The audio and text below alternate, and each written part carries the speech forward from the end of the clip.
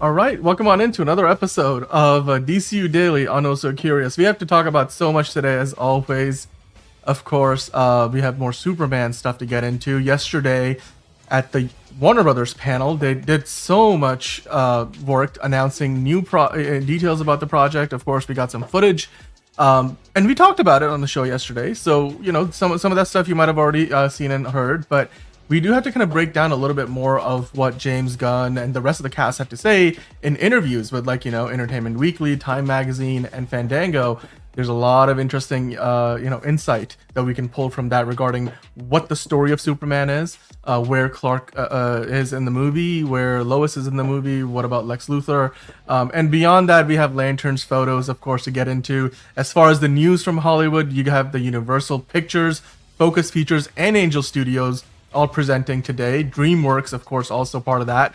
So we have to get into their CinemaCon presentation, what they talked about, what they presented. Wicked, of course. Ana de Armas talking more about Ballerina, her connection with Keanu Reeves on set, and the past work that they've done together. They were in a movie a long time ago, before they crossed paths in Ballerina. Of course, beyond that, we also have quick hits, some Christopher Walken related news. We have some news from Dwayne "The Rock" Johnson, of course, and I'm sure we'll get into some of your comments along the way as well. So to do that and so much more, let me find that news intro, and and then we'll get the show started. It doesn't seem to matter what I do. I'm always number two.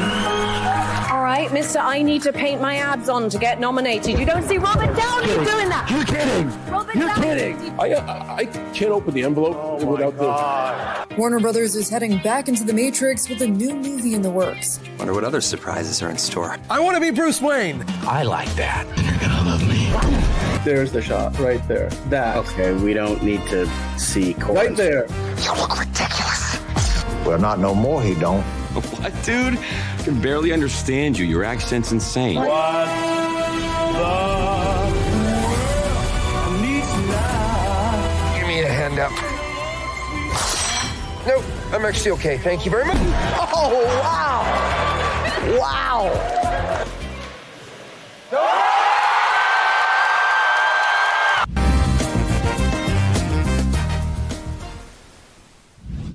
All right, we already have Caleb and just some geeky guy in the chat, so hello to you guys, and to anybody else who's watching, of course, whether you're watching us live or after the fact. We have to get into the news off the top of the show. CinemaCon still happening. Today was a big day for Universal Pictures, Focus Features, DreamWorks, which are all under Comcast, and then, of course, earlier in the day, Angel Studios presented. As we were doing the show, Amazon MGM Studios are presenting for the first time as an entity, because, you know, before MGM used to be its own thing, Amazon never presented. So now for the first time, Amazon MGM is getting to present at CinemaCon. So if there's any big breaking news, we will try to get into it. For the most part, though, we're going to save all of those announcements for tomorrow, and we'll also have Disney and Paramount. So it's going to be a busy rest of the week at CinemaCon week. So, you know, we have to talk about all of that and so much more Superman. But to do that, as always, I've got with me John. How are you doing today? Hell yeah.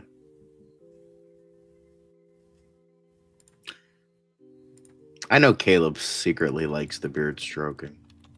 And if he doesn't, then we'll just play more Batman and Robin clips for him. So admit that you love the beard stroking, Caleb. We know you do. I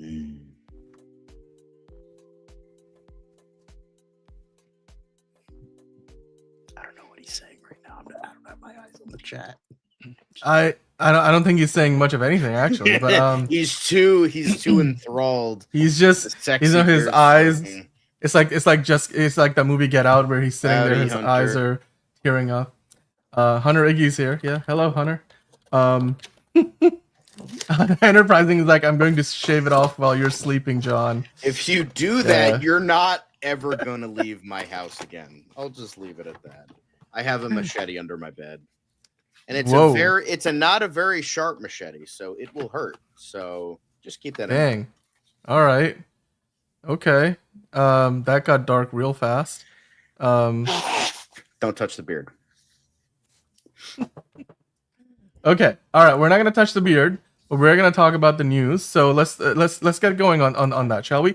CinemaCon week, of course. Deadline posted all the many posters that are out there for you guys to see if you are in Vegas at CinemaCon. There's of course Wicked for Good. I've seen some of these before, but I feel like there's a few in here that we haven't talked about yet. So I figured let's kind of shuffle through and see what we find.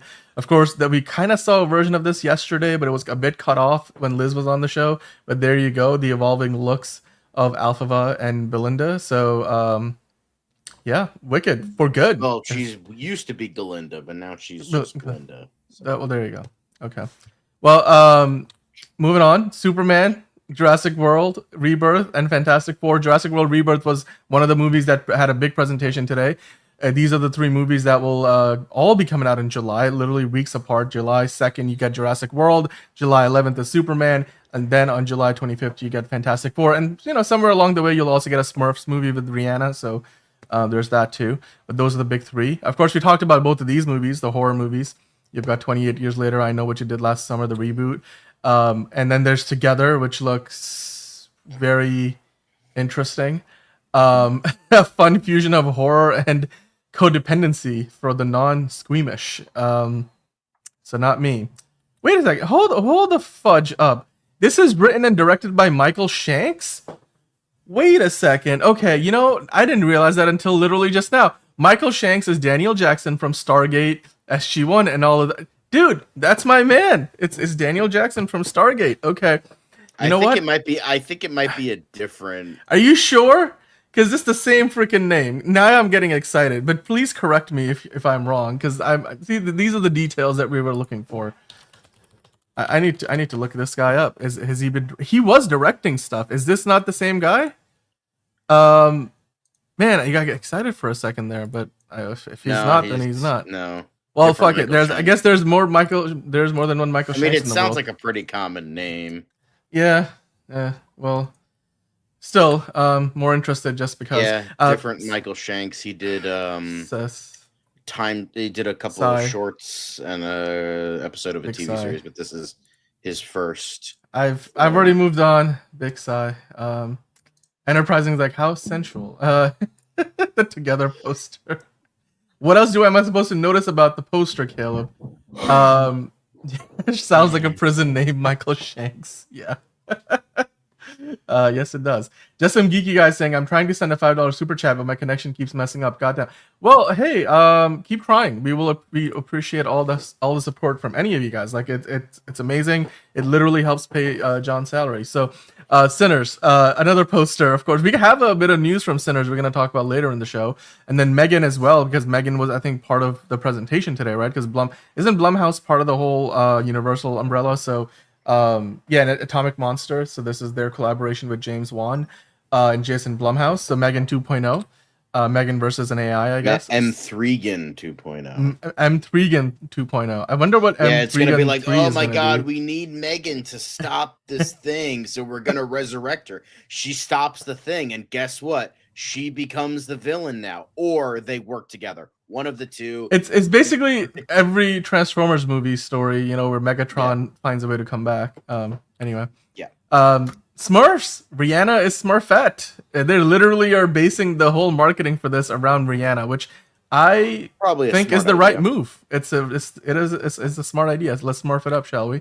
F1 looks simple, looks effective. I like it. They're definitely going that whole, Tom Cruise, Top Gun Maverick, Brad Pitt, F1, and clearly it says at the very top from the director of Top Gun Maverick. So, yeah, The Life of Chuck, we talked about this yesterday. This looks like a fantastic movie. Tom Hiddleston doing his Tom Hiddleston best in a Stephen King movie. Chiwetel Ejiofor, Karen Gillan, Jacob Tremblay, Mark Hamill. That is one hell of a cast. Mike Flanagan directing and writing the movie.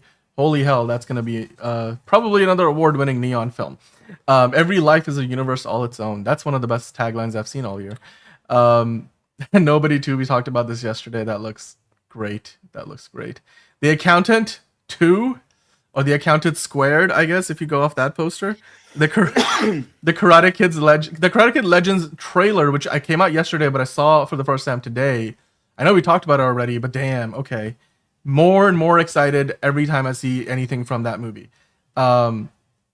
Yeah, I can't wait for both of these films, and they're coming out. And well, one of them is coming out in April. Do we have a release date for Karate Kid?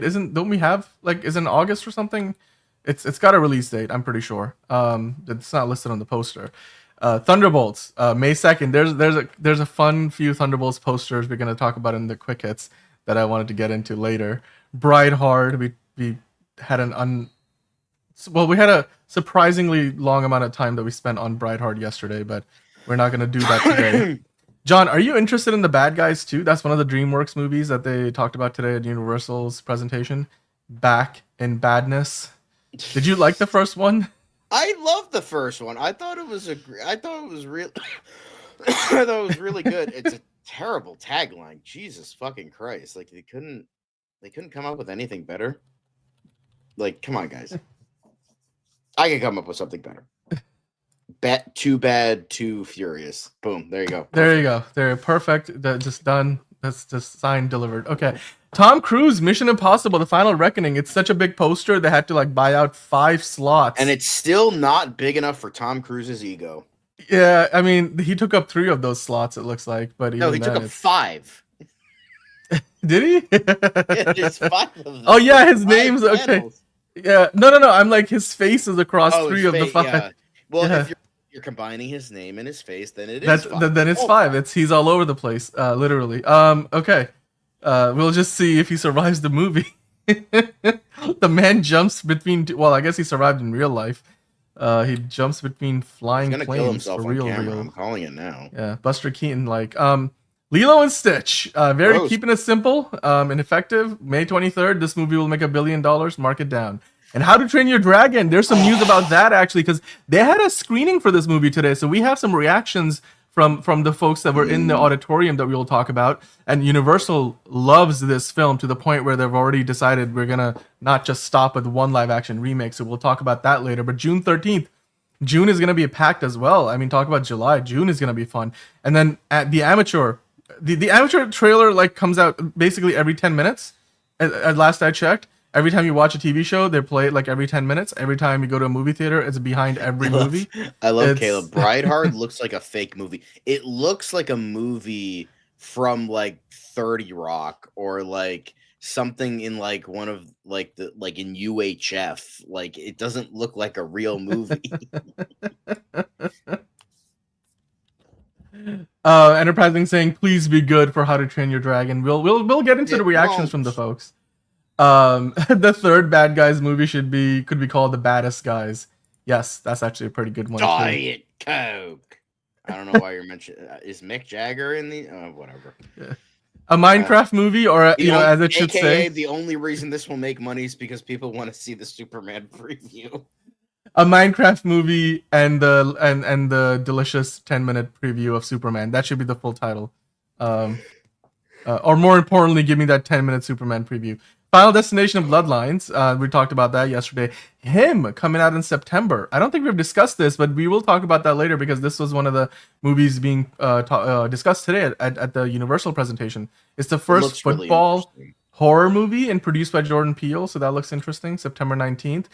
Hell of a Summer. Pack your body bags. Wow, that's dark neon. I love that. See, that's a tagline. Fucking a bloody fun horror throwback. Attention. That's okay. So this is written and directed by Finn Wolfhard and Billy Drake. Billy Brick. Okay, that's interesting. I think they've already talked about this one. Why I'm curious is because you know what's fun? They've got one of those like the bead chain like bracelets that we had on the Nobody poster. So I'm like, is it the same one? Freakier Friday, here we go again. This movie in August will get all the Disney adults into the movie theater, so that looks nice. Very, very 2000s Disney-like, and I think that's exactly what people are looking for. I'm surprised they're putting it out in the movie theater. Remember, this was originally meant to be, I think, a streaming movie, and then they were like, no. People are gonna come watch this thing. Nostalgia bait. Let's go now. It's instead of 2, it's 4. Oh my god, it's even dumber. Okay. Well, John, I came across this on Facebook of all places, but I thought this was incredibly effective marketing. They decided like to kind of again, they're really going out of their way to point out the weirdness of the title and then just like further dunk on themselves, which I am all for. So these set of posters were that's just I loved it. I was like this makes the whole situation a lot like the whole concept of Thunderbolts much more tangible because they say, hey, look, this is a lightning bolt. This is a thunderbolt. This is a bolt. And this is a thunderbolt. This is a deadbolt. This is a thunderbolt. Oh wait, And is he gonna might be a die? dead thunderbolt Is he in the gonna? movie. So is that a foreshadowing move? Like that now this is a deadbolt. Is that what that is about? Damn. This is a wheel bolt. Okay. This is a thunderbolt. Okay. He's I don't know what that means exactly. He's always in the back of the car in the trailers. This is an eye bolt. And I did not know that was called an eye bolt. This is a thunderbolt. Got it. Okay, cool. This is a lightning bolt. This is a thunderbolt. Great. Okay. I'm pretty sure that's the character. Wait, Taskmaster is the only one that's not announced for Avengers Doomsday, right? So we know she's going down. Oh yeah. Poor Olga Kurylenko came back for one more appearance, and then she she's was one of gonna the get names picked off. She was one of the names considered for Black Widow too. So it was like, well, ouch.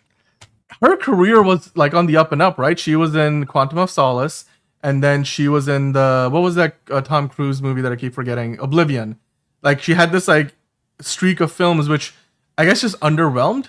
Like she never quite got to the point. I mean, yeah, James Bond movie that Quantum of Solace made money, but it wasn't as critically well received as Casino Royale. And then Spectre comes out after, or Skyfall rather comes out after.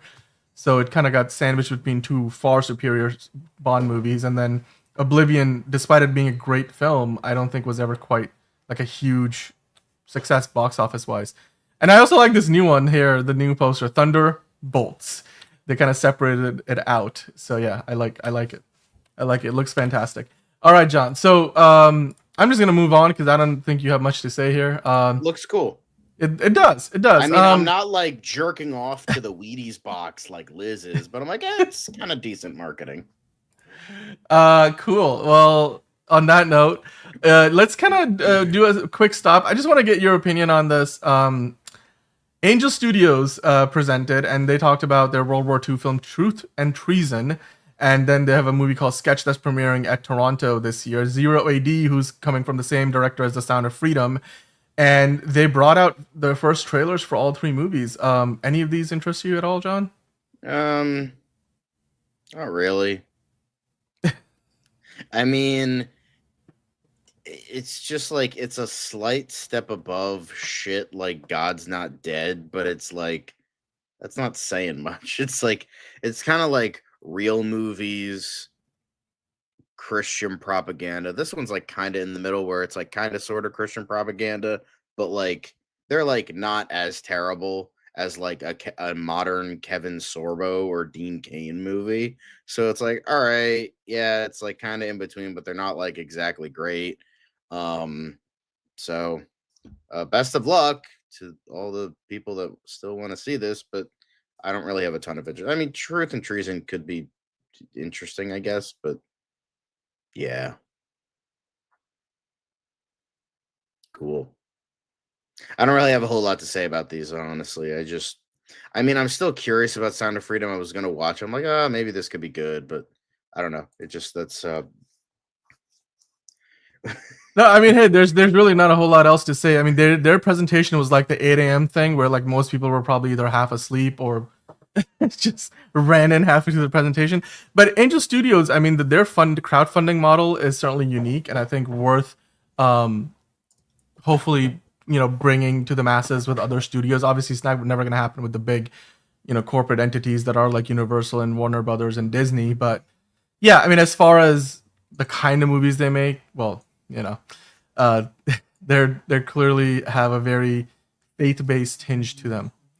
So with that, John, I want to get your opinion on the next piece of news here that I think you probably have a lot more to say about. Dwayne Johnson and Benny Safdie's Mark Kerr MMA biopic, The Smashing Machine from A24, busts its way into fall. What a headline that is. This movie starring Dwayne Johnson, who quite frankly doesn't look like Dwayne Johnson unless you look close enough. Dude, Dwayne Johnson in an A24 movie comes out on October 3rd. What do you think about this thing? Any thoughts? Any expectations? I mean, I think it'll be good. When it comes to the Safdies, they could pull good performances out of anybody, and so I think like with enough like clout between like the two of them, I think he'll like calm down The Rock's massive ego. So, and like this could like actually like be like, oh, hey, The Rock can act. We'll see. I mean, it could suck. Like, who knows? But I think this is like the big proving point on like, can The Rock act? And then that'll set up, the upcoming Martin Scorsese movie with him. So it'll be like, all right, let's see. They can pull it out of anybody, so we'll see with this. But I'm relatively excited for this. It sounds like an interesting movie. I don't know much about Mark Kerr, but cool idea. I like the Safdies. Dwayne Johnson, when he's like can shut the fuck up and just do his thing, then he can then we can get something good out of it. But yeah, I'm happy this finally got a release date, because I've been wondering for the past couple of months, like, when this is supposed to come out this year? What is this coming out? So I'm glad that this got something. I was gonna say from the very first time I saw like the clip and that photo specifically, I was like, wait, is that like a really really tan John Travolta who put on 200 pounds? And then I was like, look closer. I'm like, wait, that's The Rock. I've never. I mean, I don't know. Like remember what was that movie where was it Charlize Theron? It was a biopic about like one of the former Fox News anchors, right? And Charlize Theron, like Bombshell, and you were like, she looks nothing like herself in the makeup and the getup. It's kind of like how Colin Farrell got lost in The Penguin.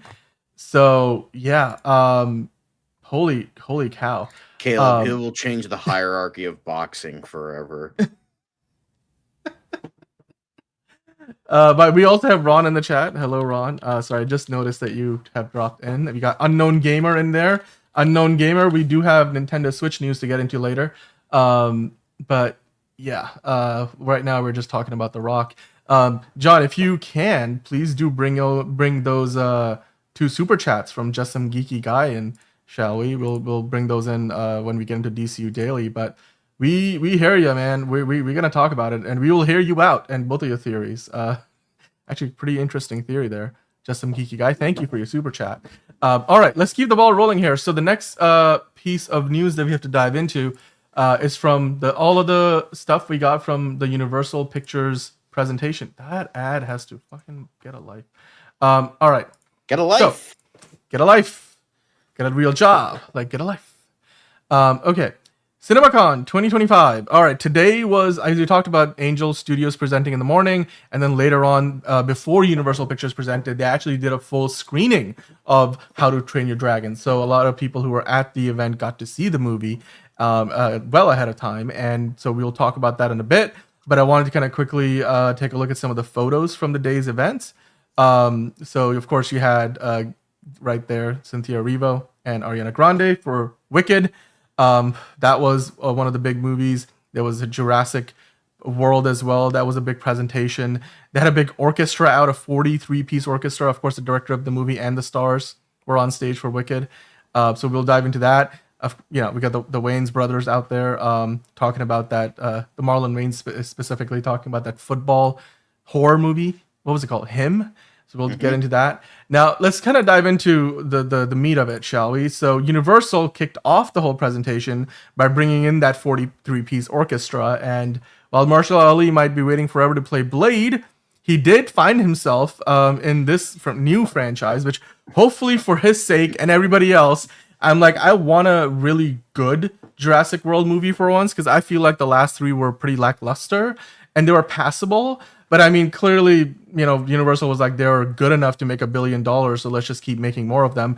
But now this is sort of like a soft reboot, even though it's not really a reboot. It's a continuation of what we got in the previous trilogy. So I suppose Chris Pratt and Bryce Dallas Howard's characters are still hanging around somewhere in the ether. Not to mention, Jeff Goldblum and all the OGs are still out there in this world. But the new set of characters we'll be focusing on are Scarlett Johansson and Marshall Ali. Now, John, we've all kind of been wondering if Marshall Ali's character is going to bite the dust in the first movie of this trilogy, given some of the photos we have seen. We got Jonathan Bailey in this as well. But what are your thoughts on their presentation from CinemaCon today? They put this out up front. And they brought out a huge orchestra. It was led by music director Ricky Minor, who's Emmy winner himself. And then they got 10 minutes basically of music from E.T., Back to the Future, Jurassic Park, How to Train Your Dragon, Psycho, Jaws, the Fast and Furious movies, Despicable Me, Shrek, Oppenheimer, and last year's Conclave and Wicked. You would think, Universal doesn't have a ton of franchises. Boom, right there. Look at all the franchises they've got right there. Even though some of them aren't really active right now, Back to the Future and E.T., for example, but pretty much everything else they're doing something with.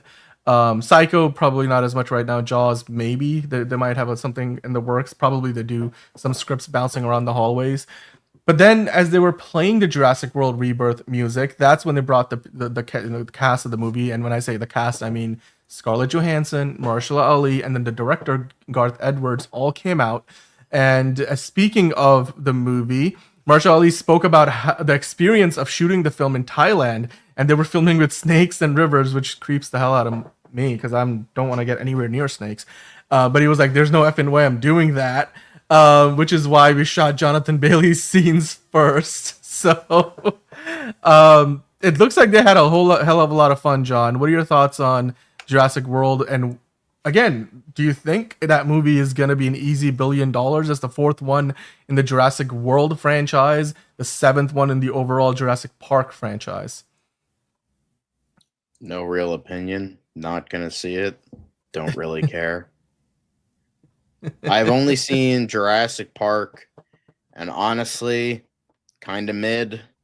So I don't really care about any of the sequels. Yeah. I mean, Scarlett Johansson also saying she's basically been wanting to be in this franchise for like ever.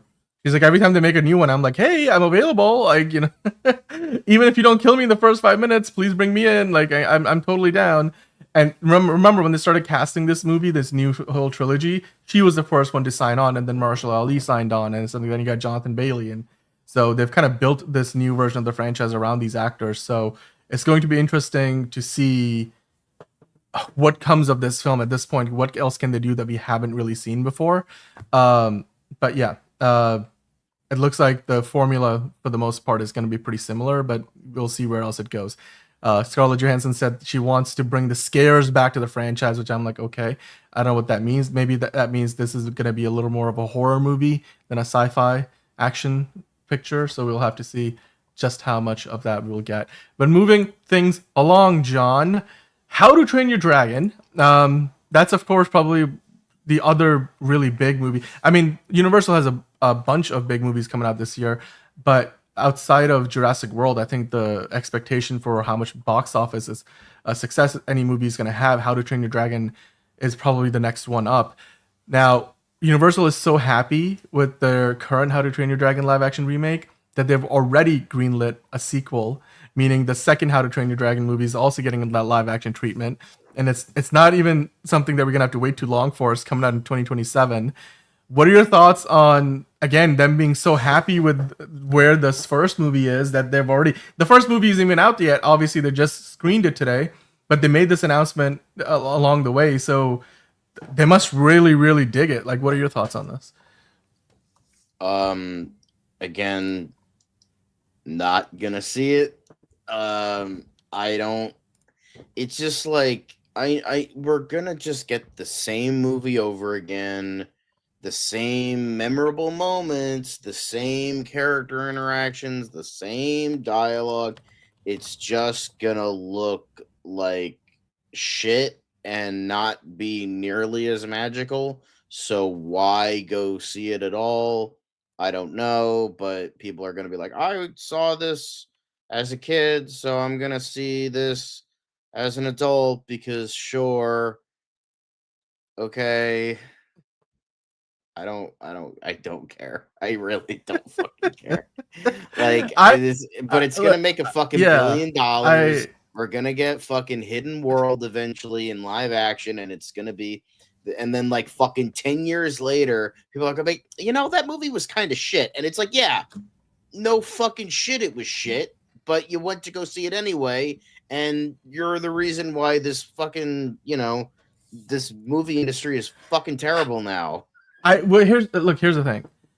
here's what I will you're say. You're paying attention with your wallet. Look, visually, this movie looks great. And yes, the creative bankruptcy part of it comes from the fact that it's just a remake of something we've already seen before, and almost like a shot for shot. So it's not really breaking a lot of new ground.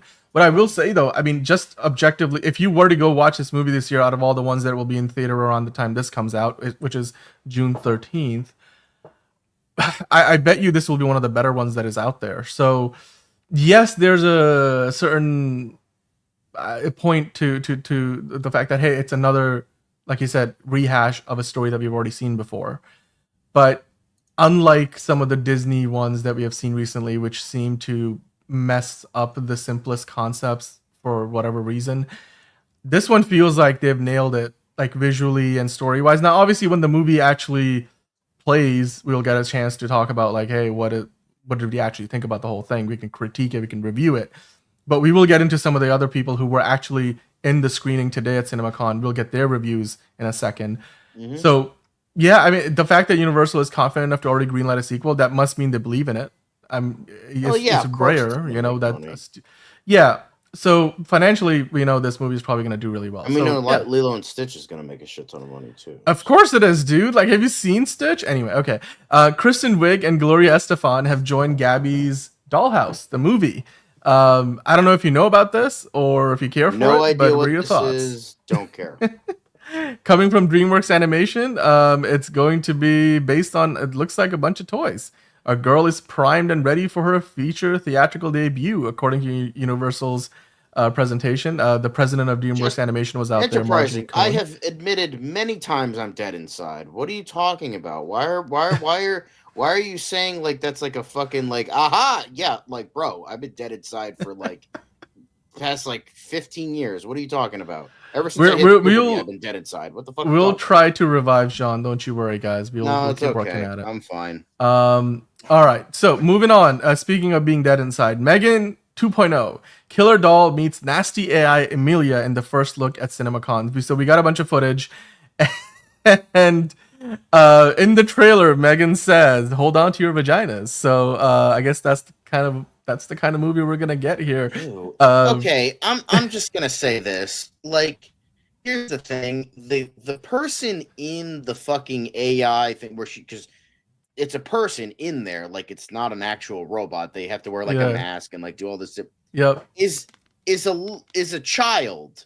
They're a minor in there. Yet like the fucking M3 2.0, like the bitch's back trailer they keep showing is like super hyper sexualized. And then like this is like, I understand like the thing in question isn't supposed to be a kid, it's an AI, but the person inside is a kid. So this is just gross. I'm sorry. This is fucking gross. And like, I was never going to see this movie anyway, because the first one sucked, but now they're just like making it super sexualized.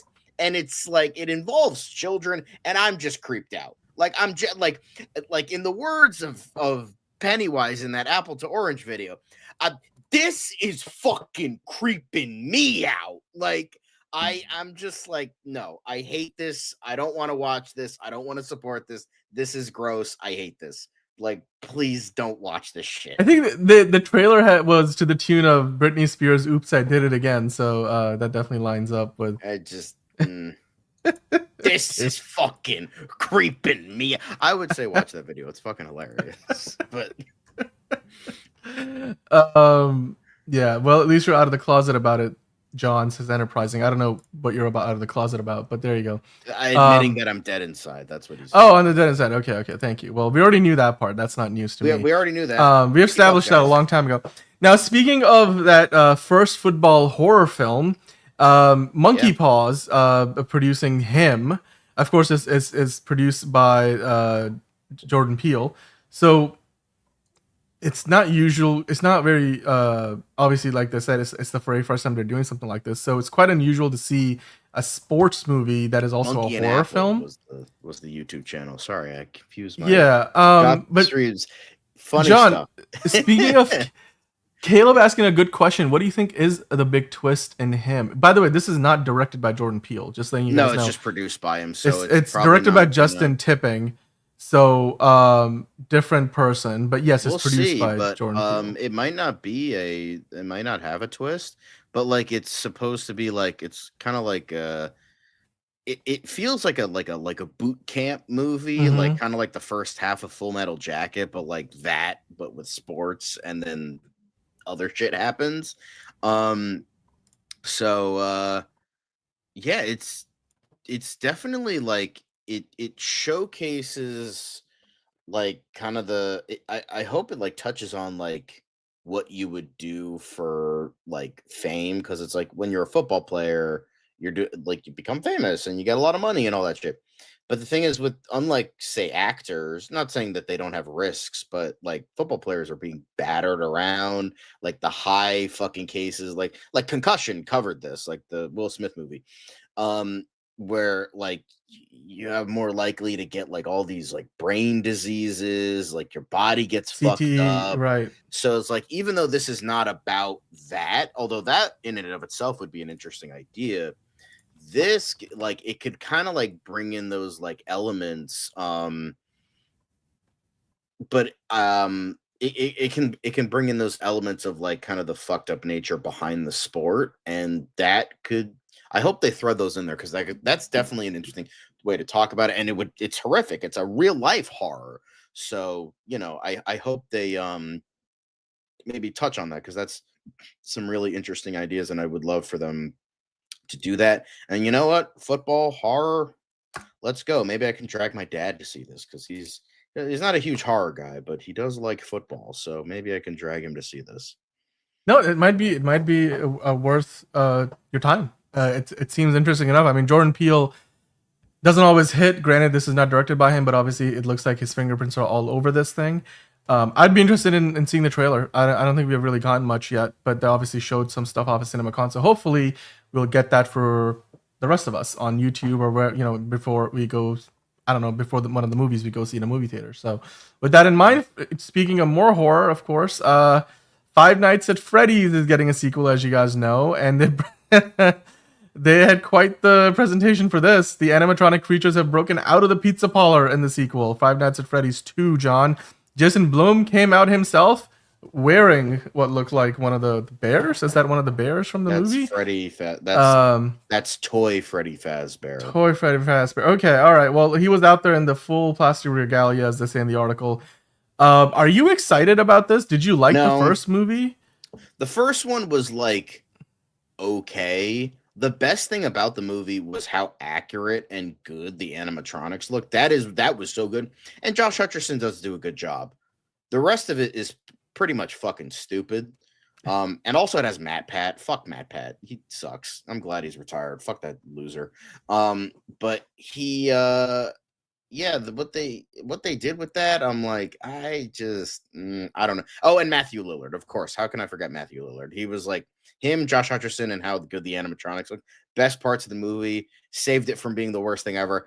I don't know if I'll watch this. I gotta be like, I think if like people are like, it's actually way better than the first one and way more interesting, then maybe I'll go see it. But like the first one was just fucking weird. It was like a drama about about like family shit. Insert clip here. You have like trying to be a horror movie, and then you have like trying to insert the lore, and it was just fucking like, you have the animatronics building a fort. Like, what the fuck am I watching? What is this? I will say this though, from a business standpoint, the first movie was profitable because of how cheaply they made it. And Jason Blum is known for saving money and being creative with that. So that was a big part of the presentation. Him talking about like, how they make these things on the cheap so that they can make them, very profitable. Like the bar for making money on these films is so low, unlike, a Snow White, for example, which we will talk about later in the show. But yeah, I mean, they actually put out an official teaser, so you guys can go check this out on YouTube for yourself. And we know that now that the second movie is not going to be a day and date Peacock release. So like the first movie, that if you remember, we actually reviewed it on the channel, so you guys can go back and watch the review.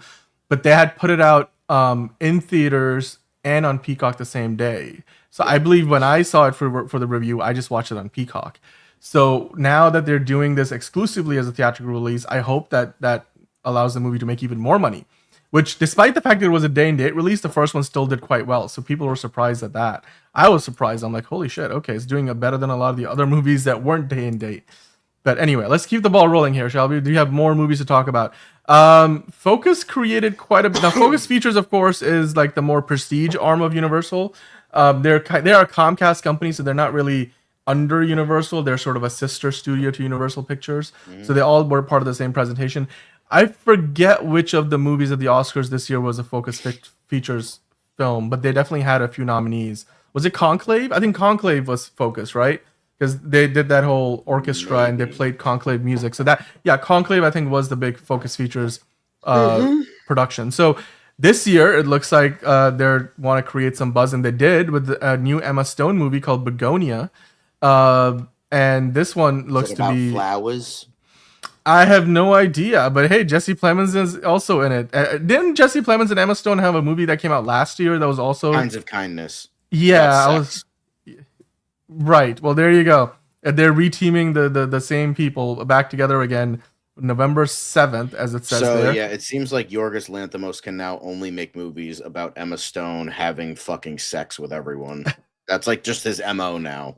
So we're probably going to get just Emma Stone is in her horror phase right now. But by all means, not slut shaming here. We don't slut shame here. We slut celebrate. But still, like, you know what? Girl, fucking go for it. But Yorgos, like, come on. You made The Lobster. But, dude, look at the story description here. The story follows two conspiracy-obsessed men who kidnap the high-powered CEO of a major company, and they're convinced that she's an alien intent on destroying planet Earth. In the footage that they did show today, there were ample musings, according to the article, on and shots of honeybees, as well as the CEO Emma Stone character literally having her hair buzzed off. Okay. It's an indie movie. It's a weird Greek director. How much you want to bet she's going to get raped in the movie? I'm just throwing that out there. It's probably going to happen. Like, with these kind of movies, I'm not willing to put it past them. I'm just saying. It's fucked up, and I hate it, but, like, I'm willing to bet it will happen. I'll put money on that. It's fucking fucked up, but you know what? Oh, it's an indie movie. I got to show that I'm edgy, so I got to put in a fucking rape scene in it. I don't know. And she's in, you know, she's had sex in his last two movies. Might as well go for it, I guess. Yep. You're not wrong. You're not wrong about that part. Just some geeky. Thank you. Emma Stone at this point will get passed on when more guests. Okay. All right. Well, I'm not gonna finish that comment. I should have read that one before I said it out loud. You keep doing that. You keep not reading. I keep doing it. I was like, I should let's read it out in my head, use my brain to mouth barrier, and then just like stop before I go too far. But all right, guys, keep the comments coming in. The Phoenician. Enterprising, be gone, Begonia. Yeah, I kind of agree with it. All right, well, it is be gone now. The Phoenician scheme, I think that's how you say that. The Phoenician scheme showed some new footage. It's the new Wes Anderson movie. It stars Benicio del Toro at the head of the table. So not really Roman Reigns. I mean, if you get that reference. But Focus Features producing this one again. So this will be the third collaboration between Wes Anderson and Focus Features, and it tells the story of a family and a family business. John, you know what to do while I pull up the other details for this one. Let's see. It's definitely a big movie about family and a family business. Damn. What's real is family.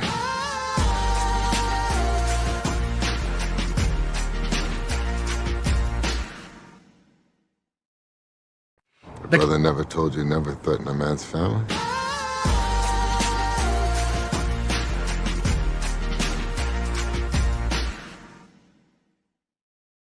Story looks very interesting too. As I was saying before, the cast is pretty stacked. You've got Riz Ahmed, Michael Cera, Mia Tripleton. I don't actually know who that is. Benicio del Toro. You got Tom Hanks in there, of course. Bryan Cranston. We talked about when Tom Hanks signed on for this movie a while ago. Jeffrey Wright, Scarlett Johansson in this one as well. Benedict Cumberbatch. That's how I say his name. Rupert Friend, Hope Davis, Matthew Amalric, which I also don't know who that is. I mean, Benicio del Toro seems to be the one playing the richest man in Europe, whereas Tripleton is as a sister, his daughter, a nun. Wow. Sarah's Bjorn Lund the Tutor. Okay. All right. So they showed an exclusive trailer for CinemaCon, John. Wes Anderson, are you a big fan? I know Asteroid City was a weird movie that I watched, and I was like, I couldn't really figure out what the point of that movie was. So, and that was my honest to I goodness think that's first what Wes most Anderson people was like. experience. That was a movie. Even diehard Yeah. Wes Anderson fans were like, "What?" It just made no sense. It was a movie. It just happened. Like it happened. It was a movie. I walked out. I had no message from the movie. I was like, okay, like things happen, and just, you know when like life just goes by you, like passes you by. That Like felt maybe like like a what that movie slice of was. life movie, but with aliens. Yeah. That's essentially what Asteroid City is.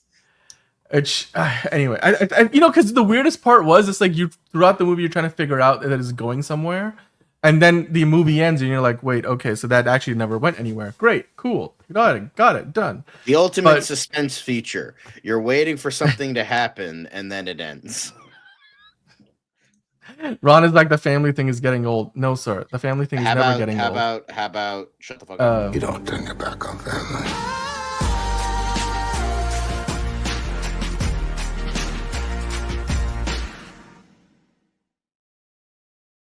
Come on, Man don't of turn Steel- your back on family. Do not turn your back on family.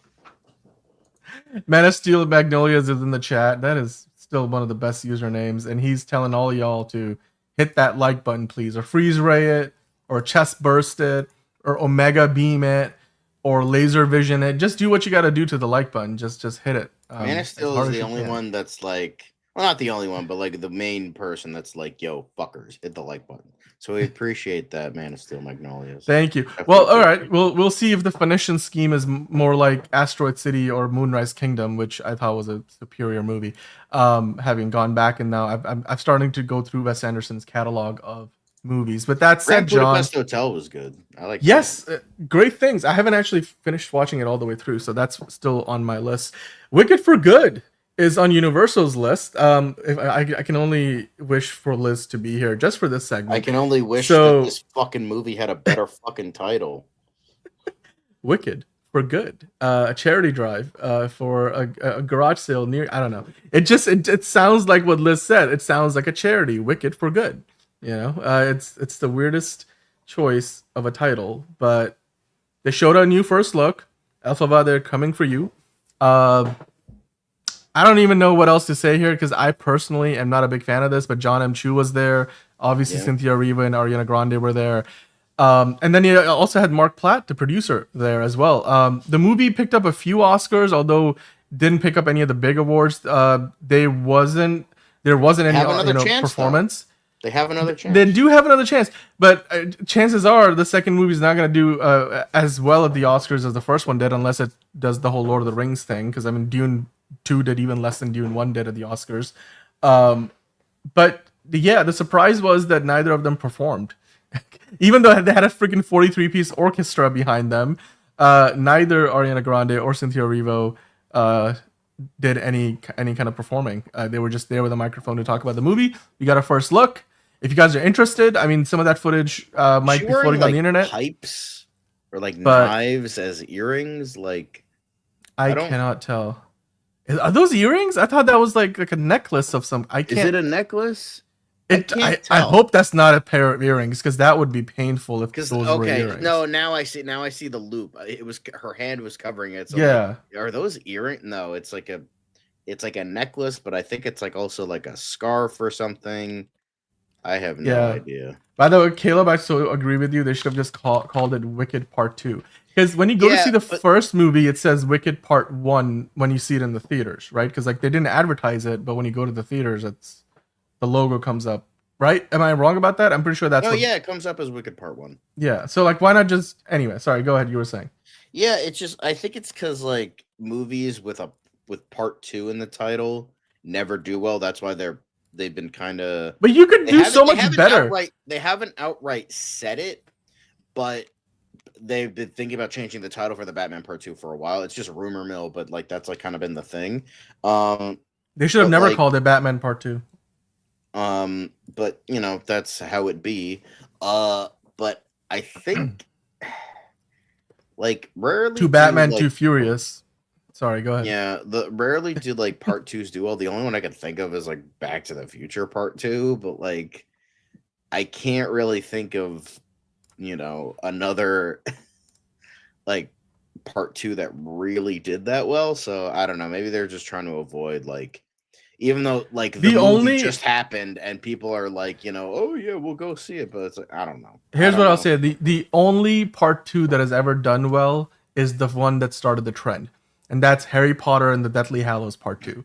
That was the one that did it, and everybody. Start the trend. Yes, it did. Start it. Yeah, it did. Of course, it did. That's the modern version of it, at least, right? Because it was then Twilight did it, then everybody else. They decided to split what was it? The Descendants, not the Descendants. That's a different Divergent. And the thing Divergence. is, they never got that far. Split it, and then they fucking never got it. It flopped so hard they never even got to make it. And then it was like, what was so funny about it is like they split it in half, and the thing is they were gonna call it part 2, but then they didn't. It was like they called the first one what the book was, and then they changed what the fourth movie was gonna be, even though it was based on the same book. They changed, like it was like Allegiance, but then the next one was gonna be called Elevation or some stupid title. Anyway, that wasn't even a book because then people would be looking for a book that doesn't exist. And then they were gonna make. Like it's like, oh yeah, this is gonna be a whole thing, and then they like canceled it, and then they're like, oh, it's gonna be like a TV movie, and then that didn't even happen, and then like they were gonna like recast a bunch of people because it's been so long, and then they fucking canceled it outright. So now we're gonna never get that last half of that last Divergent book. What a crime! Meanwhile, the Hunger Games, they're like green lighting movies like before the book even comes out. Yeah. It's so great. They're literally they're not even Hunger Games. Like they're not even adapting the books at this point. They're just adapting the manuscripts before they get published. Like that's kind of where they are at with that franchise. The volume 2 is a good idea, Elite Easy. Godfather Part 2, you're right, Enterprising does predate all of this. But I'm just saying the modern iteration of that trend comes from Deathly Hallows, right? It's kind of like Hulu Plus used to be a thing well before Apple, did the whole iPhone Plus, but the whole Plus thing the modern version comes not from Hulu Plus from back in the day, but from when Apple started to introduce the iPhone Plus, and then there was a Disney Plus, and then there was a Apple TV Plus, and then everything, has a plus next to it. So yeah, similarly, the Harry Potter thing started that trend. But yeah, Elite Easy, Breaking 2, Electric Boogaloo. Lovely name there. So let's keep the ball rolling. All right, we got lots more to get into. We have so much DC to talk about, but we got to finish talking about CinemaCon first. Downton Abbey, the grand finale. Downton. Downton?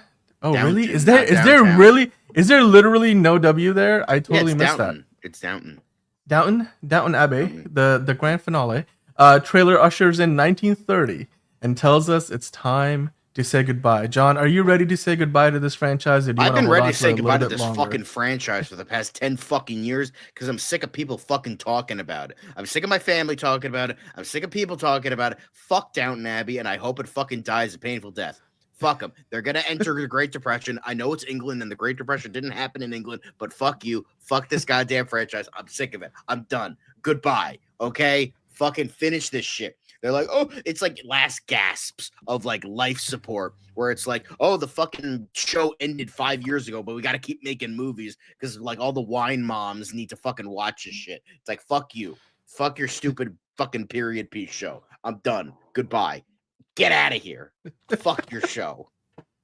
Well, like you said, there's certainly an audience for it and they'll get to experience the finale. What was the name of the Professor McGonagall? Why am I forgetting her name right now? Maggie Smith. Maggie Smith was a part of this franchise, and of course, she passed away recently. So, looks like she decided to move on from it. Hugh Bonneville, stick to Paddington. All right, that's where you're. That's the franchise that deserves to go on forever. Yeah, I hope it does. Especially with David. Well, David Heyman is now doing James Bond, so I don't know. I guess maybe they'll just call it a trilogy and be done with it. But hey, they showed us the first look. We got the tagline. It's time to say goodbye. The grand finale. If you guys are a fan of the franchise, one more ride or one last ride or whatever you want to call it. It's the last movie in the franchise, I guess. So there you go. Now let's move on to what will be the last story in the news section before we jump over to the quick hits, John. I mentioned earlier that we were going to talk about some Snow White news. Of course, we always want to track what's going on at the box office. We're getting closer to this upcoming weekend's box office, and it looks like, according to Deadline, Snow White, poisoned by controversy at the box office, won't have an happy ending, and they're expecting now that the movie will, in fact, incur a $115 million loss. They do try to break down what went wrong with the movie. We have, of course, talked about that at length. We can discuss that a bit more here if you like. But I just wanted to kind of point out, it's rare that you see a Disney movie with that big of a loss next to it. $115, I mean, $1 million. That seems to be like Warner Brothers' forte of late. Whether it's the Black Adam or the Flash movie or Shazam or Joker Folie à Deux, which, by the way, are all happen to be DC movies too. But you don't really see that kind of a loss number for a Disney movie. But here we are, Snow White. It looks like even after they get it out on television and home entertainment and streaming on Disney Plus, all the ancillary sources of revenue, they're still expecting a loss of $115 million, which is terrible. I mean, the movie, it's not doing well at the worldwide box office. They're saying that this loss number is based on an expected final worldwide box office of only $225 million, John. That's insane. This movie's not even gonna make like 300 million. That's crazy. This is just tanking everywhere. Are you surprised at this point, given how we've been following this story for so long? It just seems like the news keeps getting worse each and every week for this. Yeah, pretty much. Although, just a quick side note, I'm just looking at the chat right now. Caleb Underwood, Downton Abbey fans are AI. Nope, I know 4 of them because they're my entire family. So 4 of those people exist. Just saying. Anyway, but yeah, this is and enterprising failure. Yeah, that's perfectly Steve. I love Stephen He's so funny. Emotional damage. Yes, most likely. Emotional damage. Anyway. Yeah. But I don't think the controversy is as bad as people are saying it is, because like most general audiences don't give a flying fuck what Rachel Zegler said in an interview one time. Like I don't think it's the controversy. I just think it's like it was poorly marketed. They didn't have a lot of faith in it, and it was just not a good movie. Like but I think they're using Rachel Zegler as a scapegoat. So and that's kind of what it is, like, because you have like a bunch of the people that are like, I'm not gonna go see this because of that, but it's like that's like not a lot. I'd stopped watching live action remakes for a while because they all are either so different yet they're bad, or a shot for shot remake and they're bad. Like it's not like a shot for shot and it's good, or it's not like they do something unique and interesting with it. Like, say what you will about Maleficent, like making her an anti-hero, and I'm not gonna act like it's the greatest movie ever, but like at least it did something kind of interesting with it. Alice in Wonderland, again, not a good movie, but it was like at least like, okay, you could tell this is a Tim Burton movie. Like at least it was like creative. Like just like none of these movies feel creative, and then they kind of like go out of their way to like, and the big thing is like Disney sees, and someone had a really great video on this. Disney sees these movies as a way to like fix their animated movies, when it's like, oh, we're fixing them. And it's just like, that's not great. And I'm not talking about like, that's the reason why it failed. I'm just saying that in Disney's mind, that's not good. I'm not talking, this is not the audience's fault. I'm just saying Disney, hey, this shit's gonna like lose you money. Maybe try not to do as many of these. However, Lilo and Stitch is probably gonna make bonkers fucking money, so that's not gonna mean anything. I think it's also in general, you look at it kind of like, good point on your part there, because remember how the Sony movies, like the Sony Spider-Man adjacent movies that don't have actually any Spider-Man in it, overall they're profitable, even though you have like every other one bombs really hard. If you look at just the Venom part of the franchise, stuff in the comments, Cinderella and Jungle Book, best live action remakes easily. So I personally thought that Beauty and the Beast, you're a man on an island, Cinderella, or I love that one more than the Jungle Book remake personally. But no, I think it's a good point on your part there. With if they put out 8 of these movies and 3 of them lose money and 4 of them make $1 billion, and then there's one that's kind of in the middle, overall their numbers are still positive. Now they're not quite looking at this as like, I don't think they treat this as one big franchise though, so I don't know how it's organized internally. Obviously each movie is kind of its own entity. That's usually how the economics work. Disney has the parks. They can fucking waste money as much as they want and still make money. Same thing with Apple. Same thing with Amazon. And even Google, kind of in a way. If like they're putting a lot of stuff in YouTube, which is very different. But I'm still like kind of counting that. They can Amazon has fucking Amazon, like literally the fucking product capital of the fucking universe there. Apple has literally, and Amazon has that God of War TV show too. One type of phone is 90% of the phone market, and it's gaga, and they're gonna make a shit. So these companies can fucking waste all the money they want, and they won't fucking care, and which is problematic in and of itself and a discussion for another day. But I'm just saying, Disney can waste money all they want, and it's if a couple of them make money, yeah, that's fine for us. We don't care. So yeah, we're gonna keep getting shitty fucking movies, and we're never gonna hear the end of it until we get nuked by some other country, which is probably gonna happen within the next couple of years, but we'll see. Wow, John, that got real dark. By the way, Caleb, I do think that Tarzan movie will happen. I believe we've already talked about this before, that they are working on a live-action Tarzan remake. So, yeah, it's only a matter of time at this point. But yeah, we'll definitely talk about it whenever that becomes a reality. But hey, like we said, they can miss out on a few of these and still be okay. I think where the problem comes into play, obviously the careers of the actors here are affected by it in terms of the projects they can take on next. But Rachel Zegler's going to be on the stage in London coming up. She's going to play. You can go see in London. So she's definitely going to be fine. She's still pretty young and early in her career. She's still a rising star. Gal Gadot, on the other hand, I don't know, it probably limits more opportunities for her because, again, even the people who liked the movie said Gal Gadot wasn't the best part of it. Her acting wasn't really that good. So I would be worried from that perspective, the actors in the film. And then overall, just the fact that, Snow White is the OG feature film for Disney. And they screwed up the live action remake so bad that it's lost them over $100 million. That's not a good look. All right, Caleb, we get it. Kal-El, no. Yeah, we got it. Maxwell Lord, do I have to stop anyway? By the way, before we get into the quickest, I wanted to kind of address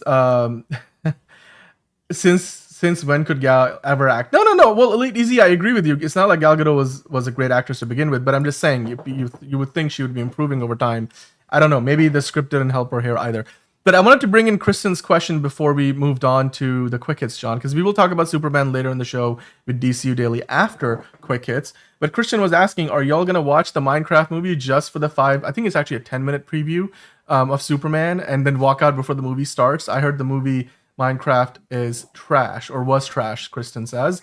John, will you go spend your hard-earned money, hard-earned dollars, to just see 10 minutes of Superman and then walk out of Minecraft? Well, technically, it's your hard-earned money because you pay for my AMC Stubs A-list. That's so fair, actually. It's technically your money. So I would say it's a firm. I'll probably go. When is it coming out? Next week or the week after? Is it coming out Easter week? Minecraft comes out tomorrow. Does it? Jesus, yes. Fuck. Minecraft comes out literally tomorrow. Okay. What? It depends. Whatever else is coming out that week. This week? This week. I'm just I'm tired. Anyway, because I don't know. Because I was so glazed over when it comes to Minecraft that I'm like, why does this movie exist? I don't even want to think about it. And I'm like, oh fuck, it's coming out. So yeah, it depends what's coming out. The whole reason why this movie exists, I'll tell you. Let me find the article. I had this up the other day. This shot.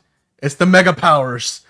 Oh yeah, brother. That's the shot why this movie exists. Aquaman / Lobo. With, Lobo, according to Jack Black. The way he says it, Lobo, that's how he likes to say it. Anyway, with the chick from Peacemaker in the background. Yeah, Daniel Brooks. There we go. Yeah. It's the IP, says Elite Easy. Yes, that's definitely true. It's definitely the IP. I'll watch the Minecraft movie. Pray for me. Well, we'll pray for you. We'll keep you in our thoughts and prayers. Caleb. Okay. So, wow. Wow. A lot of stuff is coming out this week. I'll probably either see Freaky Tales or Hell of a Summer. That's what I'll do. All right. Interesting. Okay. Well, Kristen, hey, I personally, if I do go see Minecraft, I'll actually sit through and watch the movie.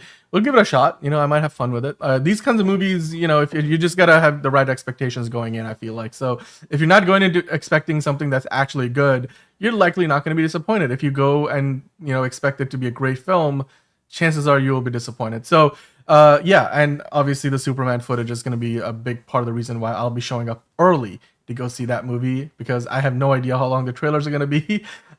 Usually when you do a big preview of something before a movie, they'll cut into some of the trailer time. And yeah, like the trailer times vary from like 10 minutes to 30 minutes. So I'm just going to play it safe, get my popcorn, and then go sit down and just wait for Superman. And then, yeah, we'll see if the movie puts me to sleep, but we'll find out. John, let's hit that quick hits music, shall we? We gotta run through. Let's fucking go. We gotta run through a bunch of news. Yes. Actually, be quick. Let's do it. All right. Yell at us again. Once Upon a Time in Hollywood sequel has now officially been greenlit. It's in the works at Netflix. Brad Pitt is returning to star as Cliff Booth. David Fincher is directing from a script that was already written by Quentin Tarantino. Now, it's unlikely that Leonardo DiCaprio will return, John, but what are your thoughts on a David Fincher movie written by Quentin Tarantino starring Brad Pitt? Once Upon a Time in Hollywood 2. When these movies are under a different director, Quentin Tarantino's scripts can slap. I know he doesn't agree on natural born killers, but I think, I've heard True Romance is great, and From Dusk Till Dawn is great. So, and especially with someone as highbrow as David Fincher, like, I didn't really like Once Upon a Time in Hollywood that much. I just don't really like vignette movies that much. I've kind of just become like, I don't mind slice of life. It's just when it's kind of just it just feels like nothing's happening, and I'm like, okay, it's not a bad movie. I mean, the last like fucking 20 minutes is like worth the price of admission alone. So like, I'll fucking take that. Like, if it's just that as a whole movie, I would fucking watch it. Just Cliff Booth being awesome, fuck it, I'd watch that. And especially if it's David Fincher, cool, do it. I'll take more Cliff Booth. It's awesome. Nice. Well, guys, if you are watching, we need a rematch between him and Bruce Lee. By the way, guys, if you are watching, hit that like button for us. Really, really does help us out. One, quick little click for you, and it helps us a big, large amount. Anyway, Christopher Walken was saying that Bugs Bunny is one of his favorite characters, and he told Ben Stiller that. John, go ahead. You say the rest. This isn't going to be good. I apologize in advance. I'm sorry, Christopher Walken. A lot of times I've played roles as if I was Bugs Bunny, but nobody knew. I kind of got Jeff Goldblum in there a little bit. I apologize. I'm sorry, Christopher Walken. Nobody can do Christopher Walken. Like, it's just like he's too unique. I'm sorry. If I was Bugs Bunny, but nobody knew. I could do Whisper like Christopher Walken. I can't do, because then you get too over exaggerated. Like a lot of time. No, it's too much. You got to be like understated. Maybe Brock Baker could do it. He's a good impressionist. So yeah, but this is fucking great. I love this so much. He just plays everybody like it's Bugs Bunny. I was like, this is gonna be the funniest thing we talk about all day. That's great. I played roles as if I was Bugs Bunny, but nobody knew. I'm like, that's the most Christopher Walken thing I have ever seen Christopher Walken say. So there you go. All right. Well, moving on to the next quick hit. We talked about the John Wick universe expanding yesterday with all the stuff they announced at the Lionsgate presentation, John. So, of course, we know we're getting I just want to kind of quickly review it and maybe our thoughts now that we have kind of sat on this for a day. Apparently, we are not only getting a John Wick 5, which we kind of already knew before yesterday, and then you get the Ballerina, a movie coming out this year, and then there's a Kane spinoff, which I thought that was the best news to come out of that whole presentation. Chad Stahelski's John Wick Under the High Table, it's still in the works, John. Like, it's going to take place after Chapter 4, before Chapter 5. There's going to be new characters. It's not going to have John Wick in it, so I mean, that worries me a little bit. But then you have the John Wick animated prequel film. Kane is probably not going to have John Wick in it either. That's true, but dude, you got Donnie Yen. I wonder who they will bring in to lead that John Wick Under the High Table movie, right? Because it's not like Bill Skarsgård. Oh, it's not a show. It's a movie, I'm pretty sure. It's a movie. Because Chad Stahelski's directing it. He's gonna direct John Wick 5. Then I imagine after that he directs the under the table high table. It's just like the vibe I got. It's like, oh, it's gonna have new characters, and like the vibe I'm getting is like that sounds like a TV show. Like I don't know, whatever it is, I'm down for it. Hell yeah. Yeah. Caleb was like, stop making John Wick movies. There's a John Chick movie coming out, says Elite Easy. Well, I don't think that's happening anytime. Well, actually, oh, I see what you did there. John Chick as in ballerina. Okay. Clever. John Wick animated. Not at all. Okay, whatever. But dude, that John Wick animated prequel film is actually, I think that's meant to be a TV show, right? I don't think that's a movie. So that's mislabeled here. So we talked about that yesterday. We're gonna get the Baba Yaga version of John Wick. Show, yeah. But then apparently the John Wick video game is still in the works. I mean, that will be interesting. It's probably gonna suck because it's a big budget AAA game, and most AAA games fucking suck nowadays if they're not Nintendo. And we're gonna get into that soon. So no hope for that. But everything else looks cool. Yeah, I for one, I think the thing like I said, what I'm most excited about outside of John Wick 5, because obviously that's the next big one in this franchise. I for one want to see what Kane is gonna look like. That movie is gonna be fantastic. I can't wait for that. What happened to the music? Did you lower it or? No, I didn't lower it. It kind of disappeared on us, or at least it did for me. Anyway, all right, let's keep the ball rolling, shall we? So the next thing that we're gonna talk about is, dude, the Sinners movie has the Ryan Coogler Sinners movie has two post-credit scenes. Why? That's an excellent question. Maybe, you know, in the fucking mid-credit scene, Dracula comes in, he's like, Michael B. Jordan, or whatever his fucking character's name is, you're part of a bigger universe. You just don't know it yet. And then it fucking cuts to black. And Dracula's played by Samuel L. Jackson, so it's even funnier.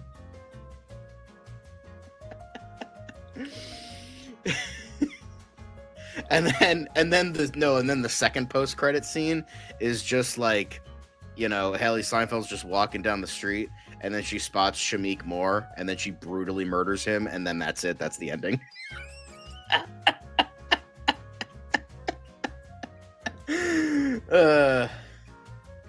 Yeah.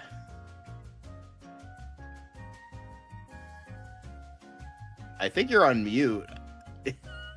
Oh, sorry, I'm back. Yeah, I was like, what? Because I kept going because I'm like, why isn't he talking? I'm gonna keep going then. Anyway, I was trying to talk. I'm sorry, guys. That's my bad. No, I still don't understand why you need two post-credit scenes for a vampire movie. Like, what? Like, it seriously doesn't make any sense to me because it's so like, this movie's not part of a franchise. Like, do you really need two post-credit scenes? But anyway, let's keep going here, shall we? The next thing, Ana de Armas was recently talking about how she basically formed this connection with Keanu Reeves beyond just the John Wick ballerina fight scene. Of course, we know that the two of them worked together on a movie called Knock Knock in 2015. And she called that a very special experience.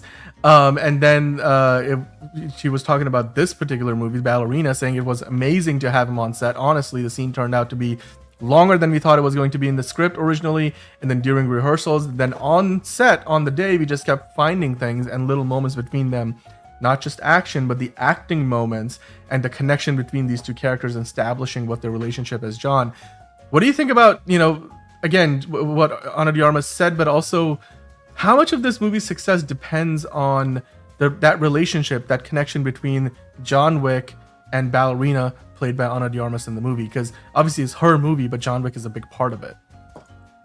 I don't know. I don't care. I'm gonna fucking watch it anyway. It's gonna be cool.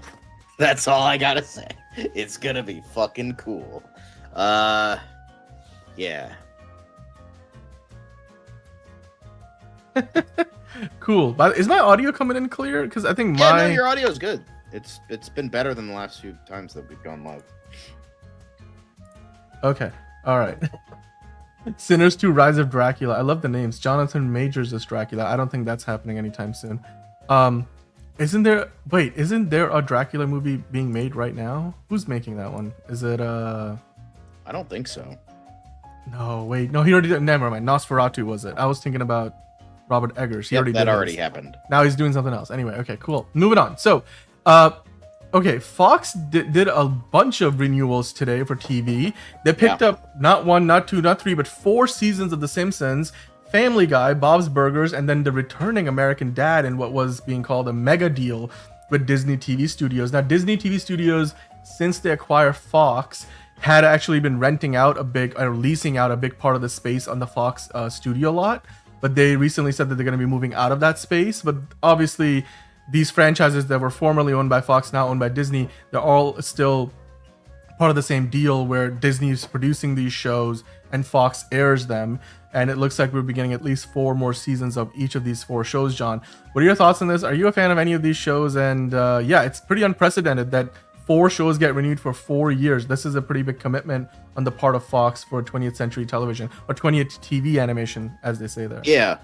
Bob's Burgers. And that's it. That's all I care about, because I love Bob's Burgers. And although my friends still watch American Dad, and they still say it's pretty good. So, I mean, fuck Family Guy, fuck The Simpsons, but Bob's Burgers, and for my friends, American Dad. But yeah. Nice. Yep. Elite Easy is like, Disney's not kidding, till you're 90. Simpsons will reach season 40. Yeah, we're gonna get 90 seasons of The Simpsons. Yeah, pretty much. This show will outlive I'm us. Just like, I'm really curious. Like, I'm not trying to be mean. Like, if you like it, fine. But like, who genuinely watches The Simpsons anymore? Who watches? I haven't seen The Simpsons in a long time. So I don't know. I'm not the person who Caleb, asks. I'm talking about shows that are currently on. Although King of the Hill is coming back, I mean shows that are current. I'm talking about the 4 here. Like, I'm obviously King of the Hill is goated, although the reboot's probably not going to be that good. But yes, King of the Hill is goated. But in terms of these 4, Bob's Burgers is the best. I've seen a couple episodes of American Dad, and it's fine. Early Family Guy and early Simpsons were great. Now they're just shells of their former selves. Yeah. Well, we're getting 4 more seasons, so watch out. They're not going anywhere. Amy Pascal is also not going anywhere. She's doubling down with her commitment to Amazon MGM, because not only she's going to be producing the James Bond franchise from there here on, but she's now got a first look deal with Amazon MGM. Now, Amy Pascal, if you remember, previous to this current first look deal with Amazon MGM, she had one with Universal, and before that she was with Sony. She was a producer behind the previous trilogy of Tom Holland Spider-Man movies. So now it looks like, alongside David Heyman, she's got herself a multi-year first look deal with Amazon MGM. So she's firmly in the house of Amazon MGM with her Pascal Pictures banner. John, is this surprising to you, considering that James Bond is going to be produced by her and David Heyman moving forward? To me, this is only the logical next step, that she makes more of a commitment that even beyond James Bond, whatever else she produces, Amazon MGM gets first dibs on it before she can take it to anybody else. Sure. Yeah, you're like, there's only so much I can say about that. That's worth saying. I mean, I'm excited for Project Hail Mary. It's an Andy Weir novel. It's got I think Drew Goddard attached, so I'm excited for that. It looks good. Wary about Amy Pascal, but still looks like a good movie. All right, well, cool. So let's keep the ball rolling here then. The next thing that we're gonna talk about on Quick Hits is the Michael movie, guys. Remember yesterday we were talking about how they will have an update on this, Lionsgate will, but they didn't really have much to share at the presentation, in CinemaCon that is. Well, it looks like the Michael movie could potentially be split into 2 parts. The release date, of course, is still in flux, but as we talked about before, the state of Michael Jackson kind of messed things up and didn't tell the studio that there's certain characters or people that were a part of Michael Jackson's life that you cannot include in any fictionalized depiction of him, whether it's a documentary or a movie. So that ended up happening, and then they looked at the movie and were like, oh, we forgot to mention this. So it looks like they're going back and refilming a lot of it, and now it looks like what Antoine Fuqua currently has is a 4-hour cut, and instead of trying to cut it down to like 2 or 3 hours, they might just split it into 2 movies, John. I mean, if it's they an have option to on the table, the entire thing, then this doesn't matter, right? Well, I'd imagine that might be the case, but still, I don't think they're reshooting it to cut it down into a shorter story. I think that they might still have something that's really long. In fact, what might end up happening is they add more stuff in and they don't cut out the same, like, the amount of stuff they add in is more than the amount of stuff they take out. So you might end up with an even longer version than you have right now. Honestly, kind of like what Sam Mendes is doing with the Beatles. I mean, the Beatles were like the biggest fucking thing ever. So yeah, it makes sense that they get 4 fucking movies about each Beatle and joining together into one big movie. That makes sense. Michael Jackson was the biggest human being on fucking planet Earth when he was alive. So it makes sense that he would get something as epic as 2 big movies. So, you know what? I'd say go for it. Like, he deserves it. Michael Jackson's a fucking legend. So, you know what? I say do it. Let's go. Let's fucking go.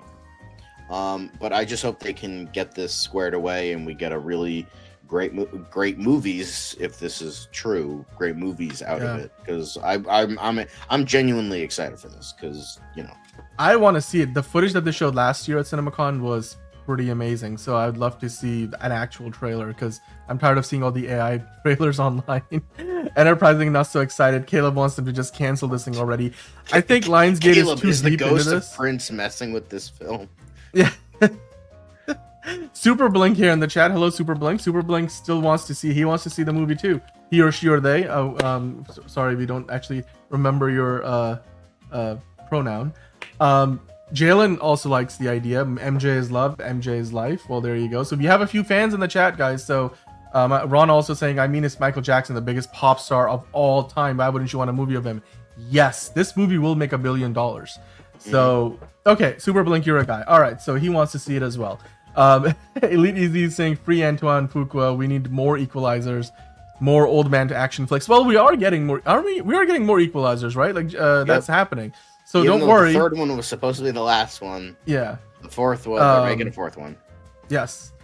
Super Blink is a gay guy. Well, that's awesome. And thank you for stopping by. And we love you. Caleb, don't assume genders, damn. I wasn't. That's exactly why I said he, she, or they. I was just like, let me keep my options open. So you don't want to assume. We got lesbians in the chat. Well, not right now. Lenny hasn't been. Yeah, Lenny's not here right now. But Super Blink is.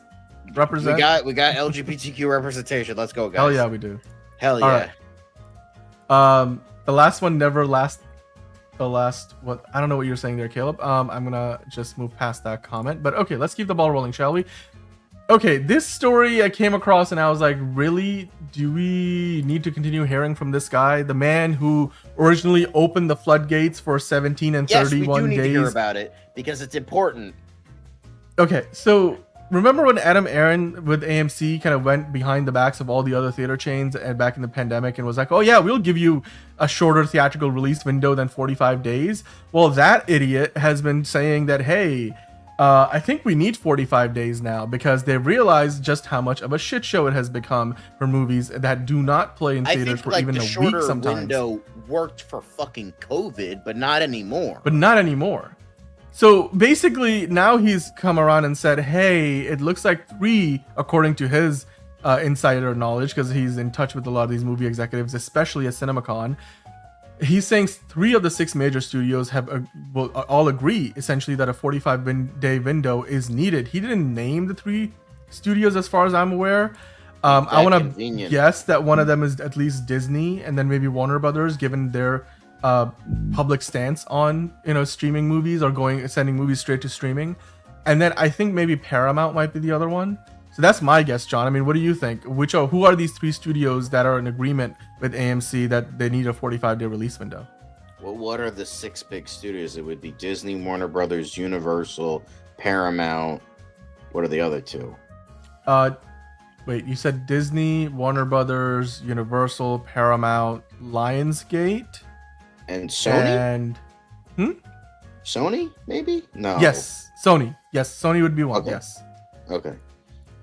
Well, because Fox can technically used to be the 6th, but now Fox is like part of Disney, so I don't know if you want to count that as that doesn't count. So I guess Lionsgate, you kind of elevate them to being the 6th.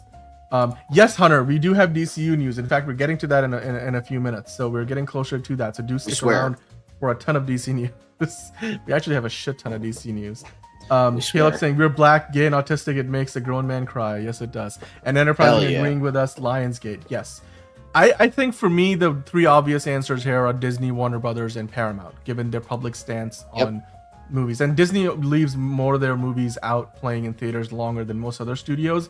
Warner Brothers, since the Discovery merger, has been pretty adamant that they like to put movies in theaters first, then on streaming. They completely flipped that strategy from before Discovery was a part of the whole company.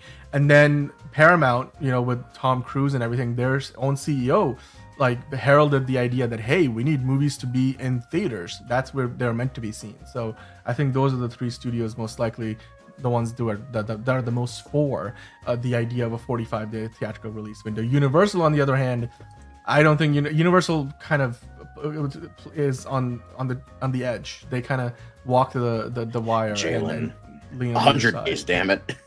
That's Jalen. I agree with you. 90 days, 100 days, it should be longer, but I mean, I guess at least if we get to 40, it's going to be an incremental change. Here's now. the thing, baby steps, okay? Yeah, it's now like baby fucking steps. what? 20-day window, not even. It's like 45 days. I think if you can guarantee 45, then you've got a foundation to build off, right? So yeah. All right, moving on to the next thing. So anywho, John, let's talk about the Nintendo Switch. The first trailer for Mario Kart World came out.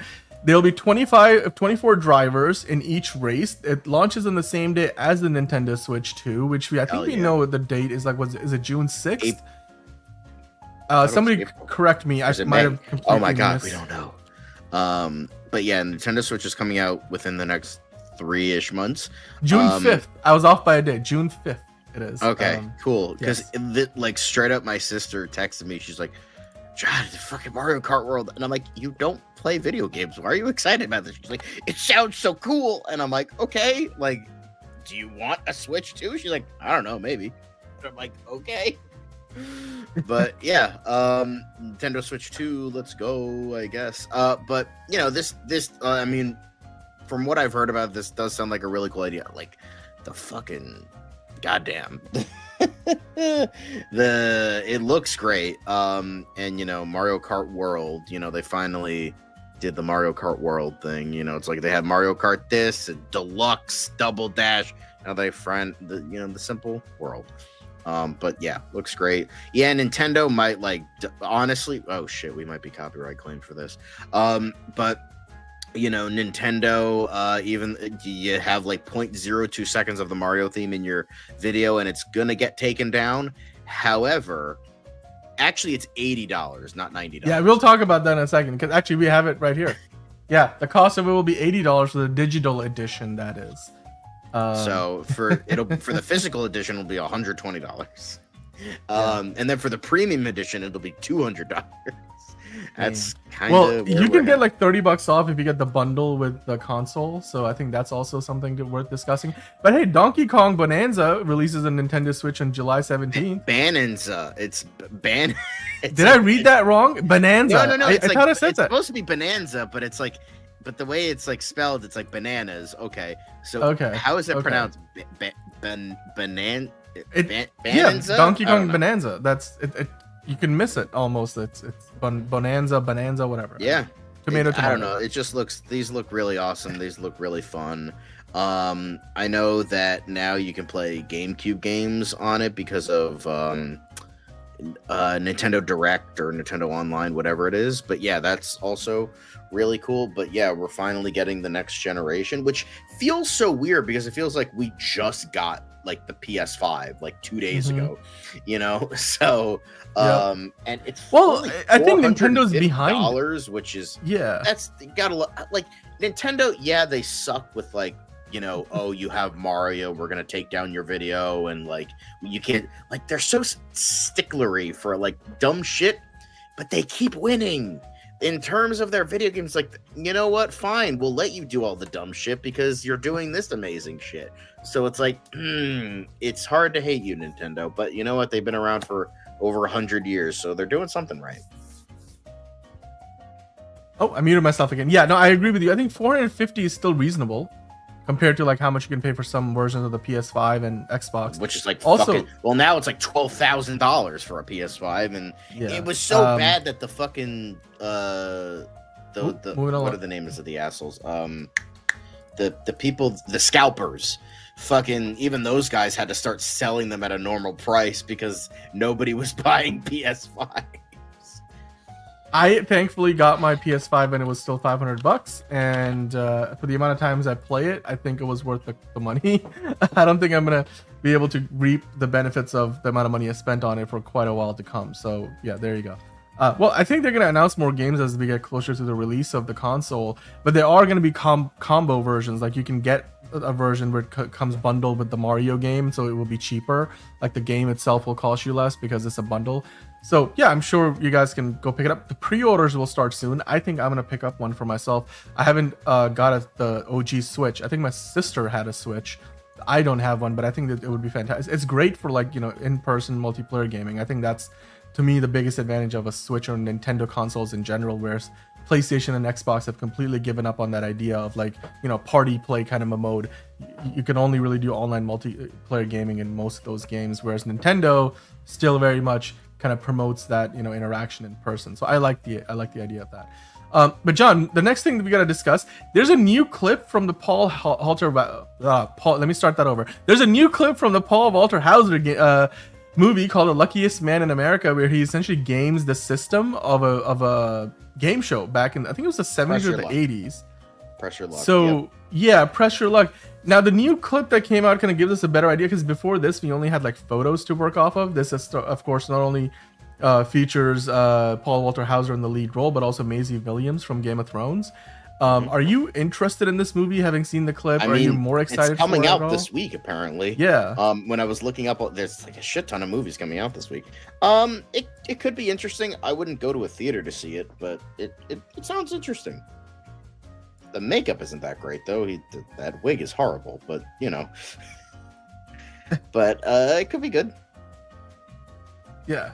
Well, I'm interested in seeing what this movie actually ends up being like, because the story is so fantastic. Because when you look at the history, like obviously this is based on real life events, the real person that this movie is about kind of figured out a pattern in the game. So he wasn't really gaming the system, and as much as he just kind of figured out how the system works, and he used that to his benefit. It's almost like, you know, if the lottery numbers repeated after a while and you figured out the pattern, you know, like it's not your fault that there's a pattern, you just figured it out.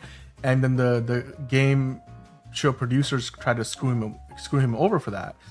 So it's going to be interesting to see how all of those events and characters are portrayed. I want to see this movie. I don't know if I'm going to end up going to see it in a movie theater, but I'm definitely going to keep my eye out for it. If I don't make it to a theater to see it, obviously I'll just see it on streaming. Now, the last quick hit of the day, John, is, well, America's Daddy is celebrating his 50th birthday today. Pedro Pascal, happy birthday. Mando, happy birthday, Mr. Fantastic. Happy birthday to all the different characters that he has played, as well as, you know, he will continue on to play, like in The Last of Us. John, what are your thoughts? Do you wish to wish happy birthday to dear Pedro Pascal? Yeah, America's sweetheart. That goddamn mustache is, no matter what, like, we're gonna have the mustache. It's like he refuses to shave that goddamn mustache, and respect. We love him for that. Like, even when he's playing a fucking cool Mandalorian, he still has that pedo stash. It's no, crazy. He's not your fucking. No, you don't look like Pedro. I know what you fucking look like, and you don't look like Pedro Pascal. Get out of here with that.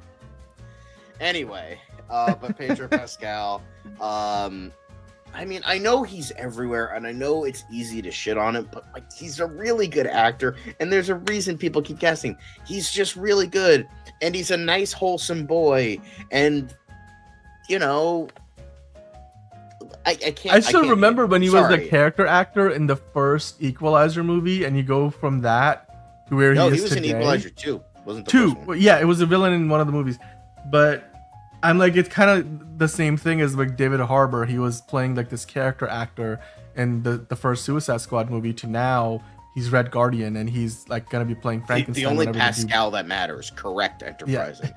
Although Caleb Underwood is saying Pedro Pascal is my daddy. Trust me, bro.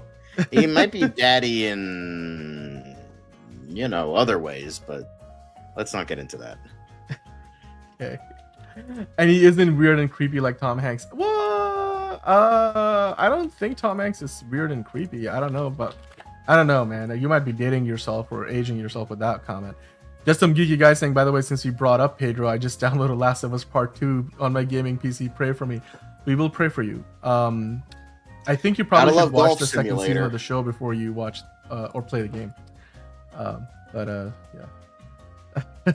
All right, let's keep the ball going here. Well, actually, you know what? That does bring us to the end of the quick hits, John. So you want to hit the snooze button on the quick hits music.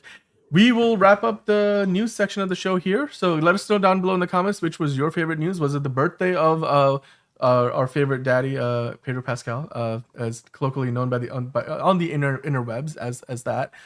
All the CinemaCon news we talked about, whether it's Universal, Angel Studios, Focus Features, DreamWorks, any of those movies stick out to you, let us know in the comments down below. Hit the like button while you're at it. And with that, John, let's switch gears. Let's talk about DC, shall we? It's time. It's DCU Daily time. So welcome on in to another episode of DCU Daily. Today, as always, we have got a million different things to talk about. We're going to talk about Superman till we die, basically. And then we have lanterns. There's new set photos. Like, not just of empty buildings with a crew lift on the side. No, there's actual photos from the set, and we have got them, and they feature our favorite lantern, Aaron Pierre, not dressed as a lantern, but we will talk about it. And beyond that, John, we have got a billion different things from CinemaCon that we didn't talk about yesterday. There's a Supergirl photo that we got to get into as well. So what are you most excited to talk about on the DC side of things today? Superman. Fucking, of course. Why? Come on. What do you fucking think I am? Come on, get going. Like, get on my level. Come on now. Cool. All right. You know, I want to find that photo of. There we go. Okay, I think I found it. Let's start there. Let's start with Supergirl, shall we? So the first thing I wanted to kind of bring up is something we kind of missed the other day. We didn't really talk about it, but I feel like we should have. So Millie Alcock just entered the chat. Hello, Jose. Perfect timing. We just got to DC news. You just got in just in time. Jalen Harris is also very happy. Hurry! No, we're not hurrying. This is going to be another 5-hour live show. By the way, Hunter, we did see your comment. Would you like to die by Snoo from Futurama? No, I have no idea what you're talking about because I do not actually watch Futurama. But I know what you're talking about, and there's a reason I didn't talk about it because it's gross. So don't say shit like that again. Don't turn into 5-Ash. We don't like that here. Yeah. Okay. Well, talking about Millie Alcock on the Supergirl Woman of Tomorrow set. I mean, looks like James. What? Caleb Underwood. John just started autisming out the air. I'm like, honestly, bro, I probably have the tism, but like, I'm undiagnosed, so I don't know. We are all probably on the spectrum on some level, based on what we do here every day, 5 days a week.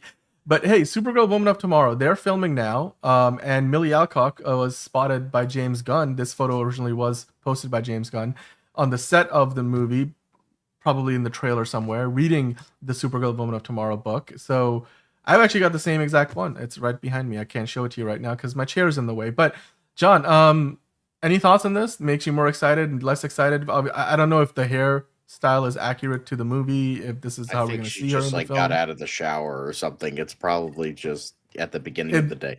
You know, it looks pretty staged, the photo, but at least she's reading. Oh yeah, but like, you know what? What would we rather have? A staged like comic photo, or like Bryan Singer being like, "No comic books allowed on my set for a comic book movie." So, you know.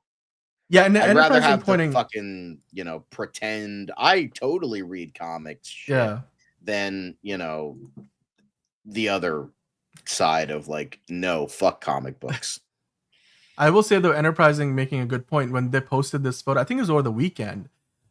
This was in regards to I think anniversary or some kind of special like day of Supergirl. Like James Gunn was like, today is for you, Supergirl, and then like he posted the Jose photo. is just confirming what we were all we were just talking about. I'm sorry to cut you off, but Jose is like, I'm doing it, guys. I'm taking my kids to see Minecraft just to see the Superman trailer, then I'm out. She'll be like, you fuckers can stay here. I'm leaving. I will get drunk at the bar while you little shits fucking watch your garbage Minecraft movie. Jose is an A+ parent. We support you. Appreciate the hustle, man. Keep doing what you're doing. All right, so moving on to the next story, because I don't really have much else to say about this one. So, All right. John, today James Gunn posted a couple of photos, I believe, or actually just this one of Sergeant Rock, and he was celebrating the anniversary of Sergeant Rock, a soldier who knows that nothing worth having ever comes easy. He first appeared in Our Army at War number 83. So, John, does this tell you anything more or less about the upcoming supposed yet to be official Sergeant Rock movie that James Gunn hasn't yet officially talked about, but I guess he's posting about the character? So I mean, Jure 72 is like announced the movie boss. Like, we're kind of agreement. But like, to be fair, James Gunn has posted characters that are not getting movies with these little anniversary things, maybe. But it does invite the idea that the Sergeant Rock is pretty much an unconfirmed, confirmed movie, much like Teen Titans. Technically, it wasn't confirmed by James Gunn, but it's like maybe kind of sort of like, because that's what he was like when they were at that press event fucking a couple months ago, where they were like, Sergeant Rock, did we announce that? I don't know, did we? And then they just moved on. And so they're like, I mean, this doesn't confirm anything, but like, it's definitely interesting. Hopefully we get that. Hopefully, whether it's, Guadagnino or somebody else. Yeah. I for one hope that they do confirm it sooner than later. I mean, they might just be waiting for who they're gonna cast for the role, right? Like, I think that's the biggest thing at this point. But Luca Guadagnino was talking about a different movie this week at CinemaCon, so I don't know if is he gonna direct this next? Like, is this gonna be his next project? I'm still wondering that myself, right? Like, is he gonna get pulled off to do the other movie that he's got on his schedule? Indeed. So, yeah. Anyway, all right, let's keep the ball rolling. So the next thing that we're gonna talk about is The Dark Knight, guys. The Dark Knight is coming back to IMAX on May 23rd of this year, so you guys can go watch Heath Ledger's Joker. Why so serious? And of course, Christian Bale's Batman. Swear to me, or like whatever else he says in that movie. I should remember it by heart at this point. No, not that version of Batman. I recently watched The Dark Knight again, and every time I watch it, I'm like, it is literally as good as you remember it. So I personally cannot wait for this. Like, I'm gonna see if I can go check it out May 23rd. So yeah, coming back to IMAX. I can't wait for it, John. I mean, are you excited for this? Like, it's rare that you see a movie like this. It's now what, like 17 years old? It's gonna be back in a theater near you. Like, are you excited to go watch it? I mean, I'll go watch it. Maybe. Whoa. All right. Am I echoing right now? Or were you echoing? My sound had changed. I fixed it. You're good. Okay. I was like, whoa, hang on. I mean, I don't have an IMAX theater near me, so I would have to go out of my way to go to it, and I don't know if I would do that for The Dark Knight, but maybe. Well, I for one do have an IMAX like 15 minutes away, so I will see if it's playing there, and I'll go check it out. May 23rd. Christopher Nolan nailed this movie about as good as any movie he's ever done. And quite frankly, it should have gotten a nomination at the very least at the Oscars that year. But I mean, I can't wait. This is my favorite movie of all time. Oscar. So The Hurt Lock? Yeah, I remember The Hurt Lock. It was the same year as... No, wait. No. I'm saying Heath Ledger won the Oscar. Heath Ledger did win the Oscar. Sorry. It did win an Oscar. He won. Yes. No, it should have won. It should have been nominated for Best Picture. Like, I thought this was worthy of a Best Picture. What kind of fucking world do we live in when Dark Knight doesn't get nominated, but fucking Black Panther does? Like, what the fuck? Black Panther wasn't even that good. Yeah, I said it. Fuck Black Panther. Decent movie, but not Best Picture quality. Not even close. It wasn't Best Picture though. It got nominated for what was it? Was it costumes? It was nominated for Best Picture. Really? It was. I don't get it. You don't remember that? Sorry. No, I do not actually remember, but I believe you. I don't get it. I think if Black Panther does, then the Dark Knight should absolutely get. I think that had more to do with the constituency of the Academy and the fact that they were just way older back then, and less likely to nominate any genre fair, and that now it seems like they've opened up that door. So yeah, I think the times are changing. But Elite Easy also saying, wasn't it nominated for, or didn't it, the Dark Knight win a second Oscar for the best score? I don't think it did, honestly. But you'll have to look that up. I'm pretty sure it might have been nominated, but I'm pretty sure the only Oscar it won was Heath Ledger. So it might have been nominated for like art direction or something like that. But RDJ should have won as Kirk Lazarus from Tropic Thunder. Thank you, Caleb. That was a nice. I'm a dude disguised as another dude disguised as another dude. Yes, Black Panther did win, I think, for costume design, which I thought it was worth it. I thought the soundtrack of Black Panther was amazing. I really loved the music. But anyway, keep the ball rolling here. Okay, now we've got to talk about the lanterns behind the scenes photos, these set photos, John, specifically of Aaron Pierre playing Jon Stewart. We'll go through them one by one. You can see in this photo, he's wearing some kind of garb. Like, do you think he's coming from a hospital or? By the way, Dark Knight won for best sound editing as well. It did. Okay, best sound editing. That makes sense. It was nominated for visual effects, sound mixing, makeup, art direction. So I was right on that. Film editing and cinematography. And so it was 8. It was nominated for 8 things and it won 2. Okay. All right. Okay. I'll give it that. But still, best picture, I remember it was missing from that category, which was an absolute disgrace. By the way, we have... Sorry, lanterns. By the way, Caleb saying Suicide Squad won for best costume design. Yes, it did. And you know what? I will take that. Makeup and hairstyling. It wasn't costume design. Oh, makeup and hair. Okay, there we go. Cool. Yeah. Super Blink saying, "Oh, he got a good fresh cut." Yes, he did. This actually almost looks like he's in the same town as he was in Rebel Ridge. Yeah. But anyway, John, what are your thoughts? I mean, what do you think the context for this is? He's clearly looks like he's wearing some kind of overalls, like which might be either from a pharmacy or a hospital. Looks like scrubs, like scrubs. They're long sleeve scrubs. I have no idea what it says on the shirt. The image is not high quality enough. I tried to zoom into it, and you really can't read what it says on the badge. So I don't know. It's kind of hard to tell. I mean, but then I assume, like he probably gets maybe, there's a fight that happens and he gets like alien goop or like blood on him, and then he has to like get these scrubs. So they're like, I gotta change, and he's like, all right, fine, we can go change, and then he gets this fit, and it's like. It's just scrubs. So maybe it's something like that, or maybe like, he like is like flying and he like knocks down, like he crashes in this small town, but he like loses his memory, so he has to go to like a hospital or something, and then he has to get stitched up, and he kind of has like amnesia for a little bit, but then maybe that's why Hal Jordan comes in, like he's like, I don't remember anything, and Hal Jordan has to be like, you're Jon Stewart. Okay. So it could be something like that.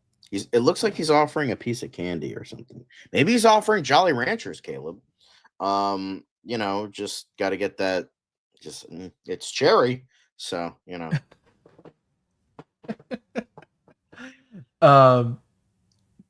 Wait.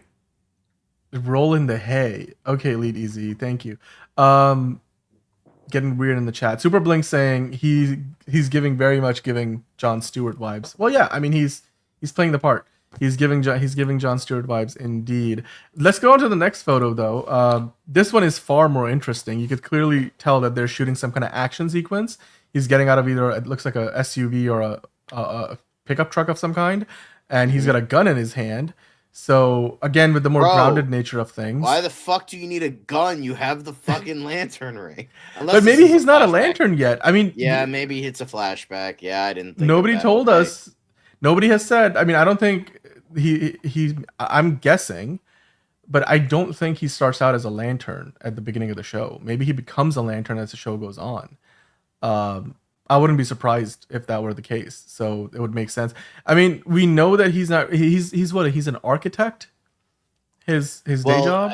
He's he in the comics he originally started out as an architect, and then they made him like a marine, and then they've been just kind of using the marine thing for years. I think they reintroduced that he's an architect, but who knows if that's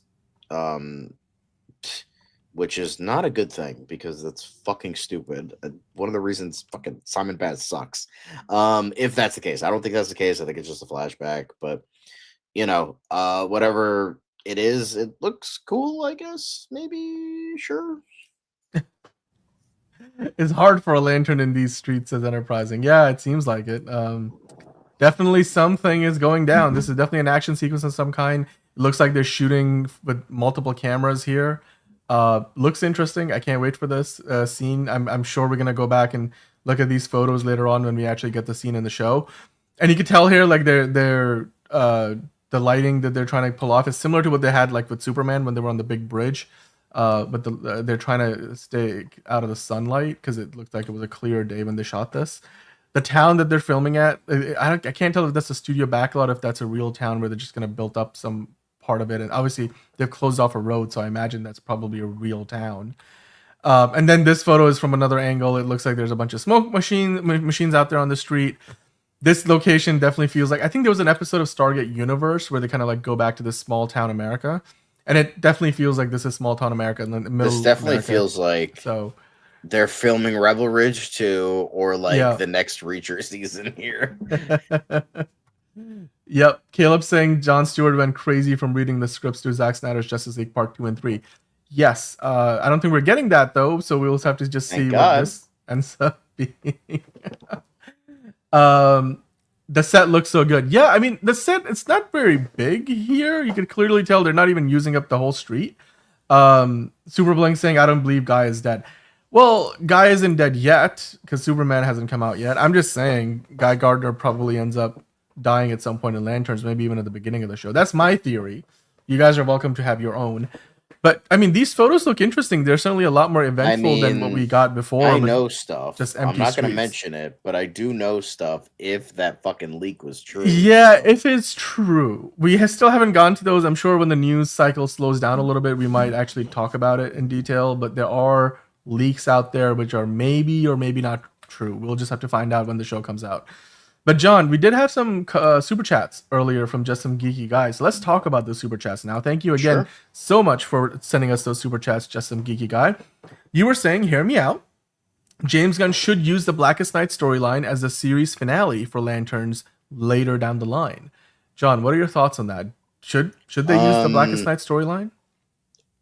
It's gotta be like, I mean, I wouldn't want it to be hacked to pieces like fucking Captain America Civil War was, where it was like the big epic. I mean, don't get me wrong, the comic Civil War was apparently not very good, but like they just took like this huge thing and like made it like guys fighting in a fucking parking lot. And it's like, I don't want that to be like Blackest Night. Let's film it in a fucking rock quarry or something. I don't know. Take it out of fucking Super Sentai. Film it in a rock quarry because sure. So I just, as long as it's done justice, then it should be okay. See what you did there. But I don't know. I'm wary on it. Like it's got like this show. It has to be like around for at least like fucking 8 seasons to really get to that point. Cause that's like when this universe has like really grown. Right. So I don't think it's going to be around for that long. long. This is like 3 seasons. I can't imagine them doing it. It's just, I know what I would like many years down the line, I wouldn't mind seeing a mini series, but I don't think that's the case. I would love to see Blackest Night done well, but it might be just too big for it's because they have like an 8-episode season. Film. Yeah, if they do 3 seasons, they're not even gonna have like 30 episodes worth of show. So like, there's not a whole lot of time, like you said, to explore that story. Maybe they can do that in a trilogy of movies. I imagine these characters will end up in a movie eventually, or more than one. Hopefully, they might do a whole Green Lantern Corps film.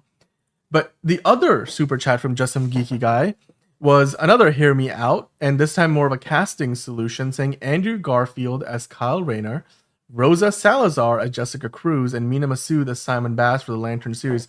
We know that they will probably pepper along some appearances, according to Nathan Fillion, of these other Lanterns. We know Guy Gardner, Nathan Fillion's Lantern, is going to be in there somewhere. Do you think we're getting any of these other Lanterns, especially in season 1, where they're already introducing 2 Lanterns, and then we know we have, of course, a Sinestro in there as well. So is there room for, and then, of course, Guy Gardner, for them to go beyond that and add even more Lanterns in the picture this early? Yeah, I think we might get like one of these guys maybe in like a season 2 or 3, but that's like really pushing it. In terms of the casting, no to pretty much all 3. Here's the thing. Problem with Simon Baz is that he's really specific. He's fucking Lebanese. So I don't know. I would say try to get a Lebanese actor, but I don't know many Lebanese actors. The only one I know of is like Tony Shalhoub, but too old. Yeah, I hope they do Sinestro justice. And Mina Massoud is Egyptian, so I don't know if that would. You could I know Middle Eastern is like you can kind of get anything type of thing. I don't know. Maybe you can make it work. Maybe you can't. I don't know if it's okay. With how people are going with representation and all that shit. Then sure. But if you can make it work, then and people won't get offended, then fine. But I would say try to get a Lebanese actor, an unknown first, and then if you can't, then get a known name. But since nobody really gives a fuck about Simon Baz, just get an unknown for him. Rosa Salazar and Andrew Garfield are way too old. You would need to wait a bit because, if Jon Stewart at this point is in his early 30s, then you would need Kyle Rayner would have to be way younger than that. He would now you would need an actor who's in his early 20s to you have to wait some years and then have him introduced. I would think early to mid 20s, and then eventually when they get to Kyle Rayner being introduced, then he would be old enough to take over that mantle. And then Rosa Salazar, she's almost 40, and Andrew Garfield's past 40. So I think she's a little bit too old. They can pull off being younger than that, right? It's not about how you actually Andrew are. Garfield. I don't know about Andrew Garfield though. The wrinkles are kind of coming in. So I don't think he can, but maybe Rosa. I can't see Rosa Salazar, honestly. She would be fine, I guess. I would like to see. Diane Guerrero is getting to that point as well. She's also kind of getting older, so she probably can't do it either. But I would say get a younger actor. I think these guys are just a little bit too old. And then have them grow into the role if you're introducing these younger Lanterns. So I don't know. That's just my opinion, but that's just me. Yeah, and there's what's that movie? Alita Battle Angel. So I know Rosa Salazar is probably involved in that sequel as well. So if that's ever coming out. Well, yeah, that's the other question. But still, I imagine that she would be a good pick if they were to go in that direction. God damn it, Elite Easy! Why are you gonna fucking bring that up? Bring what up? What? Oh God.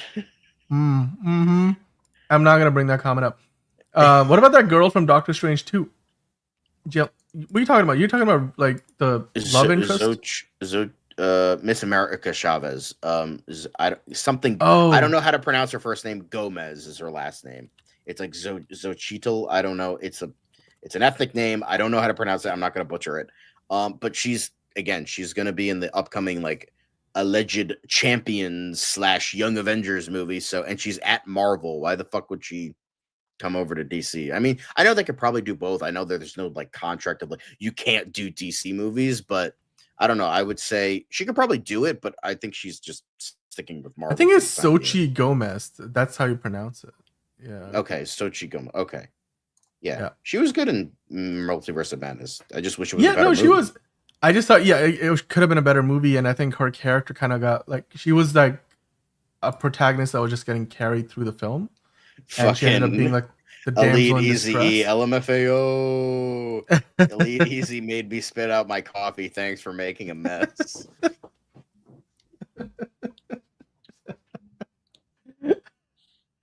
Okay. God fucking damn it! Why did you get? God damn it! Why'd you have to do that anyway? By the way, Jalen Harris's question I think was interesting. Who's a better enemy for the lanterns, the yellow lanterns or the red lanterns?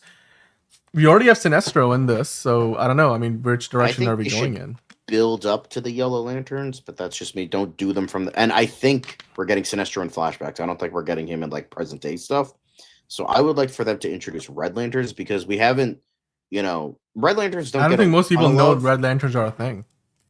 Yeah, so I would say do them first.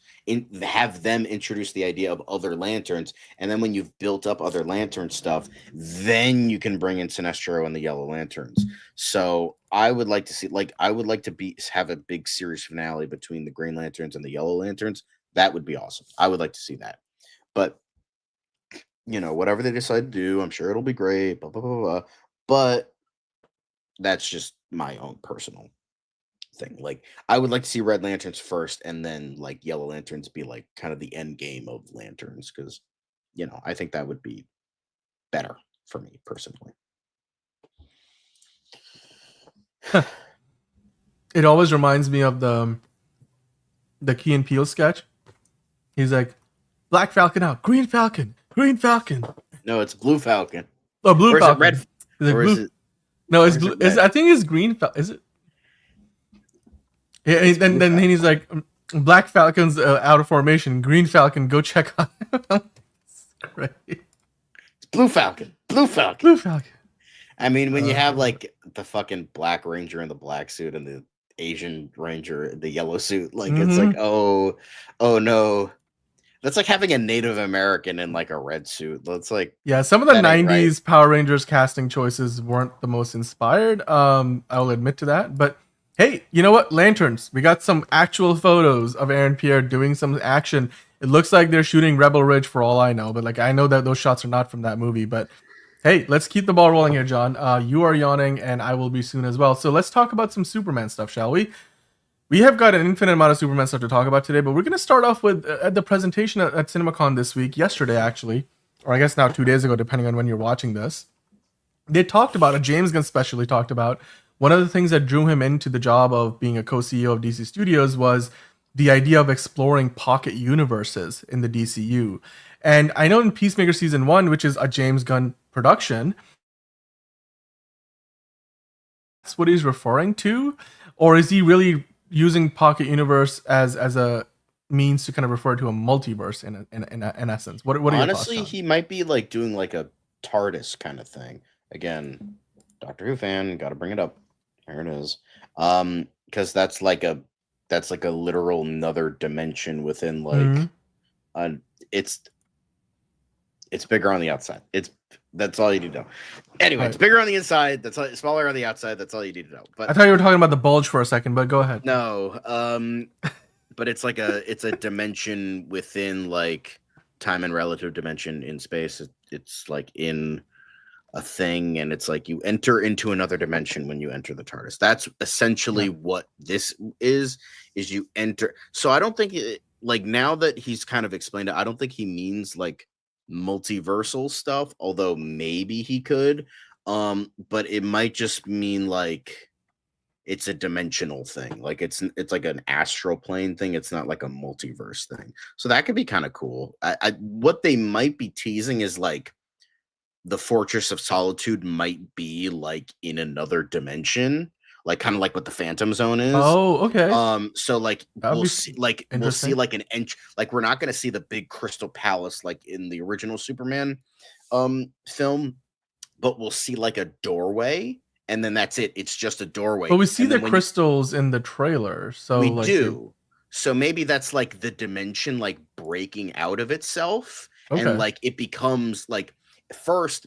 I don't know. I'm just spitballing here. They enter the X-Files music. So maybe it's just like kind of like what the TARDIS is, which is just a police box, but for the Fortress of Solitude, it's like just like a doorway of ice, and then you enter it, and then you enter into the Fortress of Solitude, and you're like, what? It's another dimension.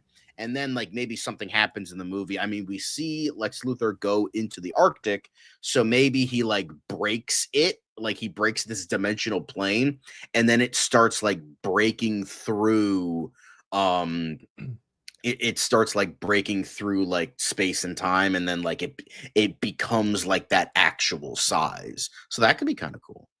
But that's just that would be very interesting. It would be, and if that is what that's what the reference, yeah, because then that would kind of tie into him working on Superman, and it's all the themes go together. So okay, thank you for the music.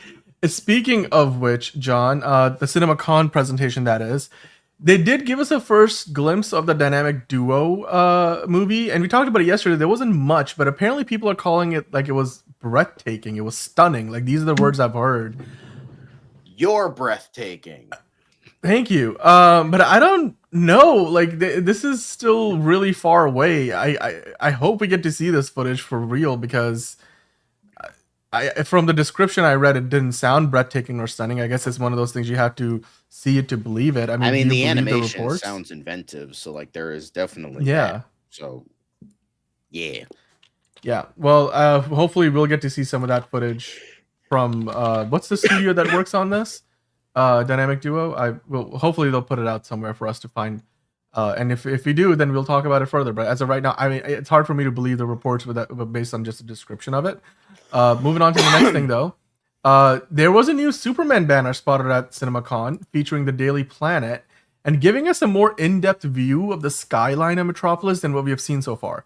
Like, obviously, we knew that the Daily Planet with the whole globe was going to be in there. That's even in the trailer. But you also get to see, like, the Lex Towers. They're like the Twin Towers with the Lex Corp, which, seeing it from a distance, you get to see more the scale of that building versus what we have seen before, which is just the logo from a little bit closer up.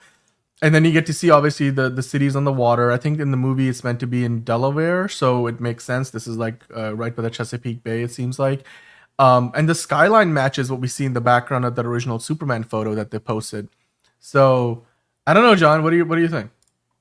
Looks baller. Let's go. You're also gonna get a mix of like the modern architecture and that more gothic architecture. Yeah, that's I like that. I mean, of each other. I don't like how it's, it is New York-esque. I just think that's a bit lame because it's just like easy to do. But I still like it. I still like it. I still think it's good. It's James Gunn's vision. I will take it. So sure. By the way, everybody in the chat, Jalen and Superblink pointing out Swaybox are the ones making that dynamic duo movie. Thank you, guys. And yeah, it feels straight out of the comics. Enterprising commenting on the poster. Yes. And I agree with you guys, and I agree with you, John. It looks amazing. Although this thing looks a little jank when you look at how the Superman letters are taped together on top. So whoever made that should have done that a little more cleanly. Not to mention the U and the P kind of completely cover the Lex Luthor building, the Luthor Corp building. So yeah, but I like the look of this. This sense of scale here feels real. Like, you've got a downtown, but then you've got a bustling metropolis around it, literally. And the Daily Planet building is obviously a significant part of it. It feels more like, it's almost like they have a New York City, but in Delaware, which obviously doesn't exist in real life, but we have it in the movie. So I can't wait to see that. And then it'll be really, really fun to see how that contrasts with the version of Gotham City that we get to see in this universe, and how different it is. Because in the DCEU, they made them like twin cities, which I was like, the profile should be pretty gosh darn different, not just in the way you portray and depict the cities, but also literally the buildings and how the streets feel, and they should be very different from each other. So hopefully we'll get to see that. But now we at least have one part of the yin yang of the Superman Batman combo. The next thing, John, there was a nice thread on threads that kind of had all of these images from CinemaCon. I want to kind of quickly go down all the announcements we can kind of quickly review. We talked about them already. It was interesting how they divided things up into Warner Brothers Pictures, which we talked about a lot. New Line Cinema did their own thing. Then Warner Brothers Animation announced the animated Cat in the Hat. And then DC Studios got its own thing. They were literally, for the first time at a studio level, were treated like they're equals with Warner Brothers and New Line. So that was fun to see because, again, they're walking the walk with DC Studios being its very, very own thing. Now the stuff that they showed us for Dynamic Duo apparently showed a Batmobile crashing through a pillar, And then Dick Grayson was on the subway, and it features some animation and puppetry and live action. Yep. Which I guess when you read that, like that makes me excited because I'm like, okay, so these are all the elements that Swaybox brings into play. So hopefully that ends up turning into a fantastic movie. We still have no idea if this is part of the DCU or not. James Gunn being pretty non-committal to that. It looks like they showed some behind-the-scenes footage of them filming the movie. That's something I really hope we get a featurette for, where Rachel Brosnahan saying, "In James Gunn we trust, and I think we can do it." That featurette, I hope we get to see that for real really, really soon because the movie's about to come out soon. Give me a trailer, give me a featurette. Maybe that's part of the 10-minute preview that we will get as a sneak peek before Minecraft. So I can't wait for that. They showed a new shot of Metamorpho and then new look at some of the other characters like Hawkgirl, which we have only really seen flying around in the trailer and some of the behind the scenes photos, John. I want to ask you, how much of Metamorpho do you think is actually in this movie? Because we never saw him on any of the outdoor sets. So do you really think he has a big part to play in this film? I mean, maybe it's small. I mean, I think, like, in terms of the 4 that other heroes that have been announced, I think it's pretty much confirmed that Eddie Gathegi as Mr. Terrific is going to get the biggest amount of screen time. I think he has, like, is mostly the same with Superman in terms of moral level. Meanwhile, Green Lantern and Hawkgirl will be lesser, not like totally like cameo level, but like lesser, and then Metamorpho will be like, maybe he'll get like 5 minutes, maybe 5 to 10 minutes of screen time. Not a lot, but like enough. Maybe all of his stuff was inside. Like maybe he just didn't go outside. And there was a lot of inside stuff that we didn't see. So, You're think probably right about that. It seems like this character doesn't have a huge role to play, and then they probably shot a lot of his stuff on a soundstage, so that would make sense. But damn, dude, they spoke for like 30 minutes once James Gunn and the cast got on stage. That's a long time. I remember that when I was following the live blogging, basically people that were doing a blog of the events at the presentation. By the time they got on, they were pretty much at the end of their prescribed time, and then they just like took another 30 minutes. So clearly, they were like, "We will take our time, don't you worry." But yeah, these photos are fantastic. I'm sure we'll get into a bit more of that. We talked about the other day that there was a crypto-focused sneak peek where he's dragged, like from the trailer, he's dragging an injured Superman to the Fortress of Solitude, where then the whole fortress turns towards the sun, so that Superman can get healed from the rays of the sun. So yeah, it looks fantastic, and I guess the fortress is not always on the surface. It kind of comes up when you need it, and then it kind of goes under the ice, it seems like, based on the trailer and the footage. But yeah, an extended trailer for Superman was shown, but it looks like they're saying it was the same trailer for December, but they moved around a few of the shots, and then you got a little bit more of Lois and Clark in the apartment, and then a bit more of Lex Luthor. So hopefully we get to see some photos of that. There was a lot of publicity work done because Time Magazine and Entertainment Weekly both posted huge interview articles, and then we have some footage from Fandango interviewing the cast and James Gunn as well. So we'll talk about that in a second. We already looked at this banner. So with that, John, let's gonna truly transition into all the Superman talk that we have to get into. Now, the first thing I wanted to kind of quickly dive into is, hey, let's just look ahead to the idea that we're now officially 100 days away from this thing coming out. Like in 100 days, meaning in less than 4 months' time, it's going to be here, a little over 3 months. Do you think this will just fly by, the time from here to then? And just how many more trailers do we even get from now? I mean, it's been 3 months since we got the last one. I don't know if what we're getting before Minecraft would be considered a trailer, but like, do you think there's at least one, if not 2 more trailers on the horizon before the movie comes out? I mean, it feels like we have to. Like, I feel like we're gonna get something soon. Like, I think we're gonna be getting another trailer on April 18th. Like, that's like Superman Day, so it makes sense.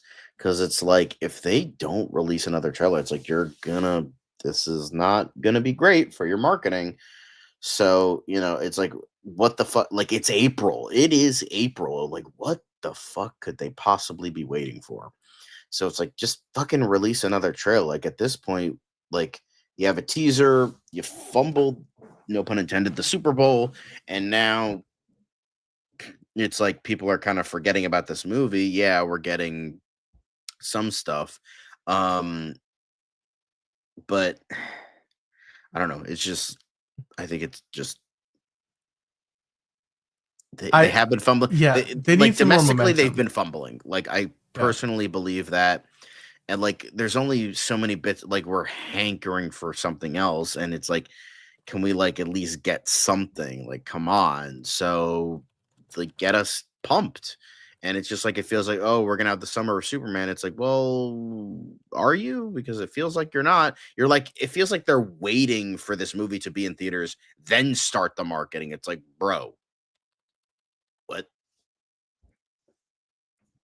No, I hear you. I mean, like Bane will break you in the chat. Hello, Bane will break you, saying, yeah, at least give us some TV spots. I really feel like they're just waiting to jump off a cliff full tilt into the marketing campaign. But I'm like, guys, we're getting close to the 3-month mark. And at this point, you should be just balls to the wall, marketing the heck out of this movie. Show it to us every corner of every street, every movie theater and every TV show and whatever, like every commercial break. Give us the TV spots, give us new footage. I can't wait for this.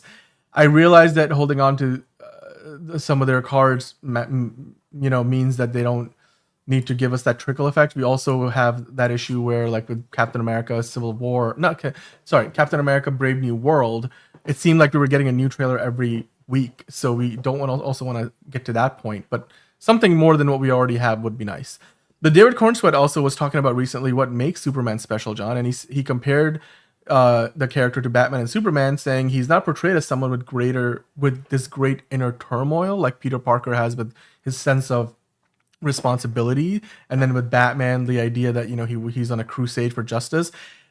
But then he says, if he is invincible, what is at stake? And then David Cornsweet went on to say all the important things. You can be the most well-adjusted and well-intentioned person, but people will still die. You can't save everyone forever. So yeah, realizing that Superman can be so great and powerful and yet can't save everybody, I think that's the melancholy of what makes Superman, I guess, flawed in a way that you can't really do with Batman and Spider-Man even, right? Do you get a feeling that he really understands the character based on how he talks about Superman? Yeah, I feel like David Cornsweet has gotten the character the most since Reeve. I know that's saying a lot, because I'm not saying that like Tyler Hoechlin and Dean Cain and Brandon Routh don't get the character. I'm not saying that at all. Like Tyler Hoechlin was fucking brilliant in the role. Brandon Routh tried. Henry Cavill tried.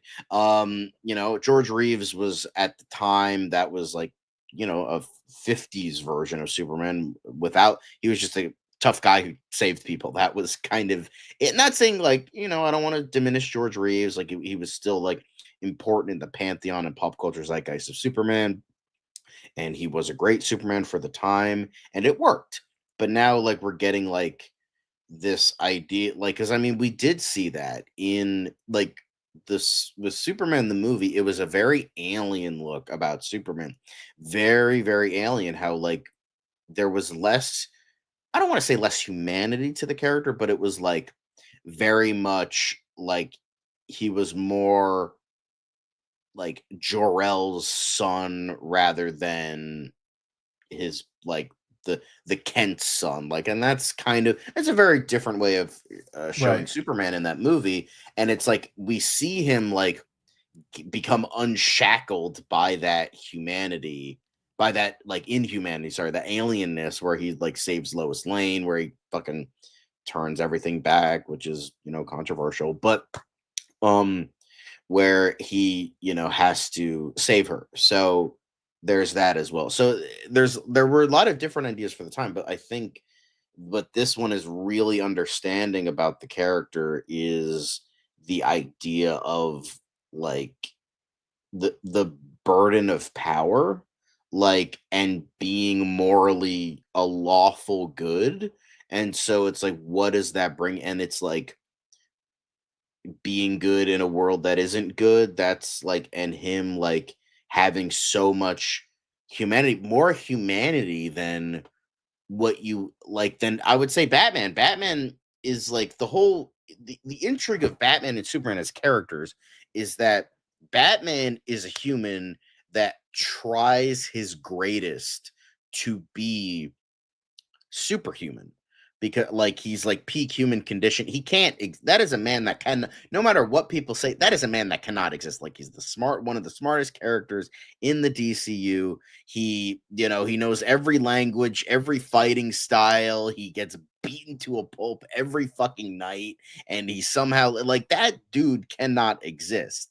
And he's a billionaire with a conscience. Clearly doesn't exist. So there's that as well. Like, and then there's the irony of Superman is like, he is a man who just so happens to be super. So he's like, it's kind of like that weird balance of why the dynamic between Batman and Superman works so well, and the friendship between them works so well, is because they are both like on the opposite sides of the spectrum, trying to get to the other thing. I'm not saying that Superman wants to be human, just saying, like, in terms of like the values of like wanting to be the best human possible, to care for other humans as much as he can. So that's what I'm kind of getting at. Yeah, no, I think it's fair, because whereas Superman looks for his humanity because he is such a all-powerful being, Batman looks for that superhuman part of himself because he wants to overcome all the obstacles put in the way of normal people. Like, he has to be greater than just another person walking down the street. So yeah, that yin and yang dynamic is great between the two characters. But also in the chat, you guys are talking a lot about the frustrations around the marketing so far for Superman. Again, I think for the most part they've nailed it. And Michael even was criticizing a little bit. But look, here's the thing, Michael. It's and Enterprising was pointing. I think Jalen was saying how you could say the same thing about Fantastic Four, about Jurassic World. And that's true. Usually movies really pick up their marketing around the 3-month mark, 3 months before the movie comes out. So we're just hitting that window. So yeah, we do expect more to come out. But I think it's fair to criticize that Super Bowl was like a missed opportunity.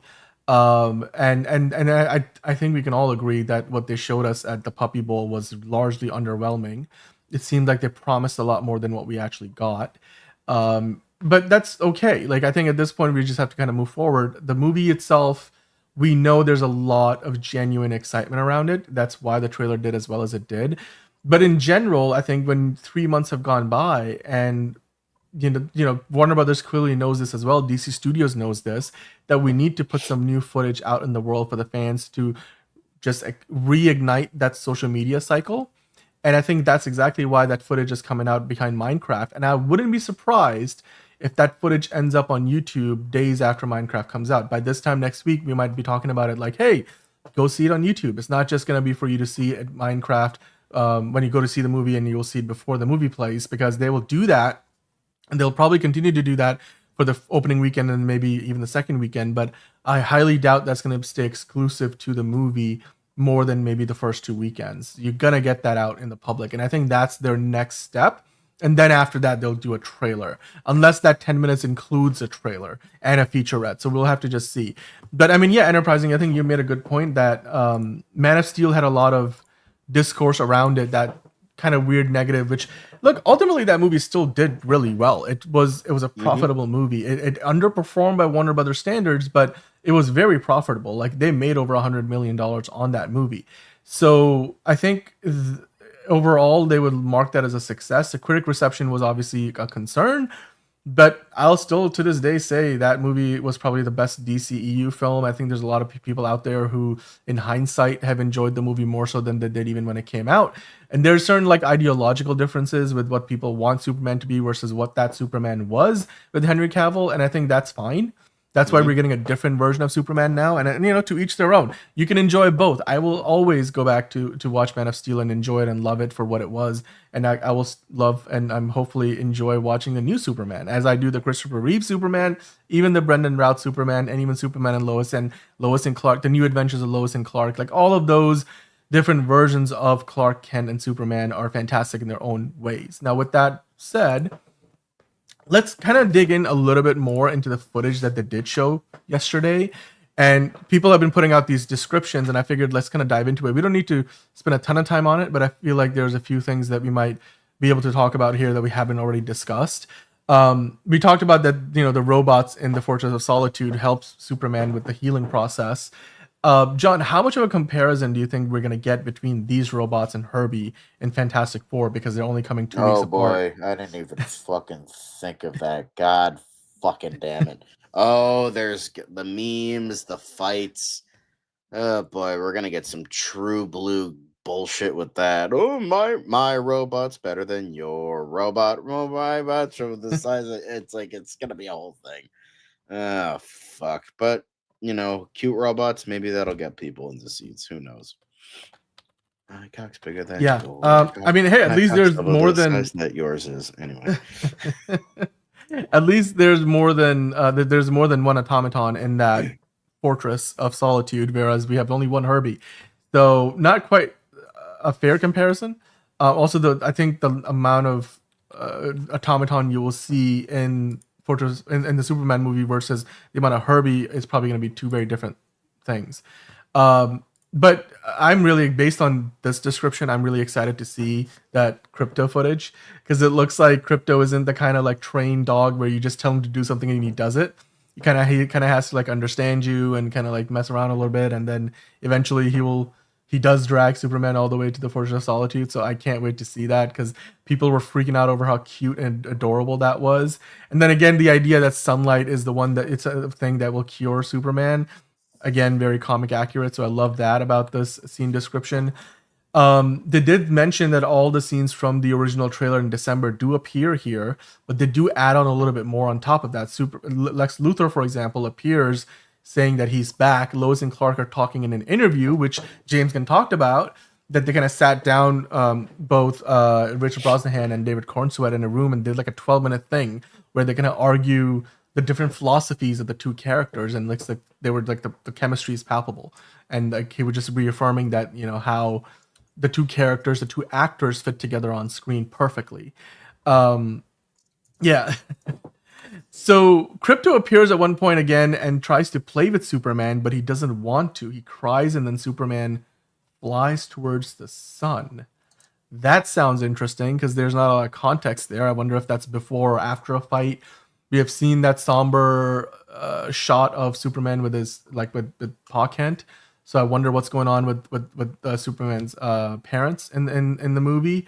And then overall, the description here, it looks like they were saying it gives a much better idea of the tone of the film, which will be much lighter. It will be more sci-fi. I mean, we get a kaiju in this and all kinds of other meta-humans. But apparently it will be funnier, which I think we're all expecting, and on a huge scale. So I don't know, John, any of this surprise you? Any of this description surprise you at all, based on what we've already talked about? No, not at all. I think, I think that kind of, I mean, it's kind of like a mix of what we've seen before, but not like totally what we've seen. So yeah, a lot of crypto, Why wasn't he there at the Puppy Bowl, man? I wanted more Crypto at the Puppy Bowl. Yeah. We all wanted more of that, but yeah. Yeah. But I mean, Jalen, by the way, I agree with you that costing $8 million for 30 seconds, it was a big spend, and maybe they just didn't see that it was worth it. I get that, but still, I think the amount of viewers that would have seen that would have been probably worth it, like given the record ratings of the Super Bowl this year. Sorry, John, you were saying. No. I was just saying, like, it's good. Like, it seems like 50-50. We're getting a lot of crypto stuff. That'll kind of bring kids in, especially why it makes sense this will be playing before Minecraft. So yeah, I think this all kind of works. And I don't know what the budget is gonna be, but I don't know. James I don't Gunn think has it'll be hinted it's not like over 250. I don't think it's over 200. I think it'll be like kind of around that, but like maybe a little bit less. I don't think Warner Brothers is in the business of, well, they did give 150 to Joker for All You Do, but I think that was before David Zaslav walked in the door. So yeah, I don't think the budget for this movie feels like it's gonna be like $300 million, like what Snow White ended up having. So, and yeah, enterprising, we agree with you. We want this to succeed at such a level that hopefully we can get a trilogy of movies with Superman, because we never got a Man of Steel 2. People, I think I still, for example, always will mourn the fact that we never got a true Superman sequel.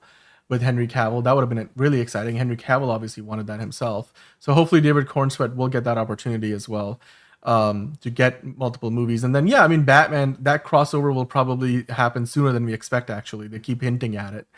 And yeah, they don't need to fight each other, but hopefully other villains, maybe we do the world's finest soon enough. But this is the other thing I wanted to kind of point out. Speaking of reactions from CinemaCon, one of the people who were in the room said that while there weren't any new big announcements from Warner Brothers in terms of like there being big surprises, which I don't think we should expect because it's not, again, a Comic-Con, it's a CinemaCon. So like they're not really out there to surprise you. They're there to tell you what's coming out within the next year and sometimes the next few years. They did show us a lot of footage, obviously. But this person, much like many of people who saw the footage, saying, hey, crypto is about to steal that whole damn film. And I, based on just watching the trailer that we have seen, tend to agree with that. Mm-hmm. I mean, John, do you think you will walk out of the movie theater in a few months and be like, crypto was the best part of the movie? Maybe. I think, as a dog guy, yeah, that's entirely as a the dog case. Man. No, Man. Okay, all right, cool. So there was, as I mentioned earlier, in addition to the panel like what that they did at CinemaCon, the cast, aka Nicholas Hoult, David Cornsweet, and Rachel Brosnahan, the three leads, in addition to, of course, the director James Gunn, they also did these interviews with Entertainment Weekly and Time Magazine. So the interview with Entertainment Weekly, I think, had a couple of quotes that I really think are worth talking about. So they colloquially are now referring to Clark and Lois as Clois. So I guess that will catch on. I'm not 100% sure about that. You guys let me know what you think about that. But David Cornsweet was talking about the character, and then James Gunn mentioned kind of like where things are when we get into the movie in terms of where Clark is in his life. And this is what he had to say. Clois have been dating for a few months, and now they're really learning the ins and outs of each other, what's good about them, what's not so good about them, and then what are their ideals like. We have Lois Lane, who's a pragmatist, and then Superman, who's an idealist. And then how does that like work together? So like, again, James Gunn has mentioned this in the past that he wants to explore that dynamic between the two, and see just the fact that they're not exactly the same person, but they do have crossover a lot of ways, and obviously they love each other and they've been dating each other. And there's something else I'll get into a little bit later in terms of like, I guess one person loves the other one more, and like, one person's not so sure about it. So we'll talk about that too. But then James Gunn also gave us a better idea of what really the central conflict of the movie is, which I think is very important. Because so far we haven't really gotten all that much about it from the trailers or anything else. So he said the central conflict revolves a lot around Lex Luthor's attempts to defeat and destroy Superman. And then saying, I think Lex Luthor thinks of Superman in the way that an artist thinks of AI. Here's this guy who's this incredible genius scientist who worked his whole life to become one of the richest, most powerful men in the world. And he does it all to be lauded, meaning like he wants people to just be like, hey, look at what I did. Please, give me my applause. Whereas Superman obviously is not that person. Now, David then went on to say about his take on Superman that he was drawn most to Superman. What drew him to the character was the tension between his love of humanity and the role that he can play for them, and the loneliness that he feels in the fact that he can never quite be one of them, which has been explored many times before. Man of Steel explored that theme quite a lot. So it'll be interesting to see what their take is in this movie. And then David Cornsweet also said, and that plays out in so many different ways, not least of which is his love of being Clark Kent and getting to play as one of them, at least for short periods of time, meaning like he doesn't quite feel like he's in his own skin when he's played Clark Kent, like he's acting a certain way because he can't really be his full self. That's a very interesting take on the character, because like it's almost like Batman, right? Where the masked vigilante is the real man, the person, not the Bruce Wayne. Bruce Wayne is the act that he's putting up. And it seems like David Cornsweet's kind of doing the same with the way he plays, and very similar to the Christopher Reeve version of the character too, how he played Clark Kent when he was dressed in the suit working at Daily Planet with the glasses, and how he like hunched over a little bit, versus when he's Superman and he's like his whole self. Now, James Gunn did mention there's literally a 10-minute scene of Lois and Clark going over their relationship, the way they look at the world, their ideals, their ethics, and how that makes them wonder who they are.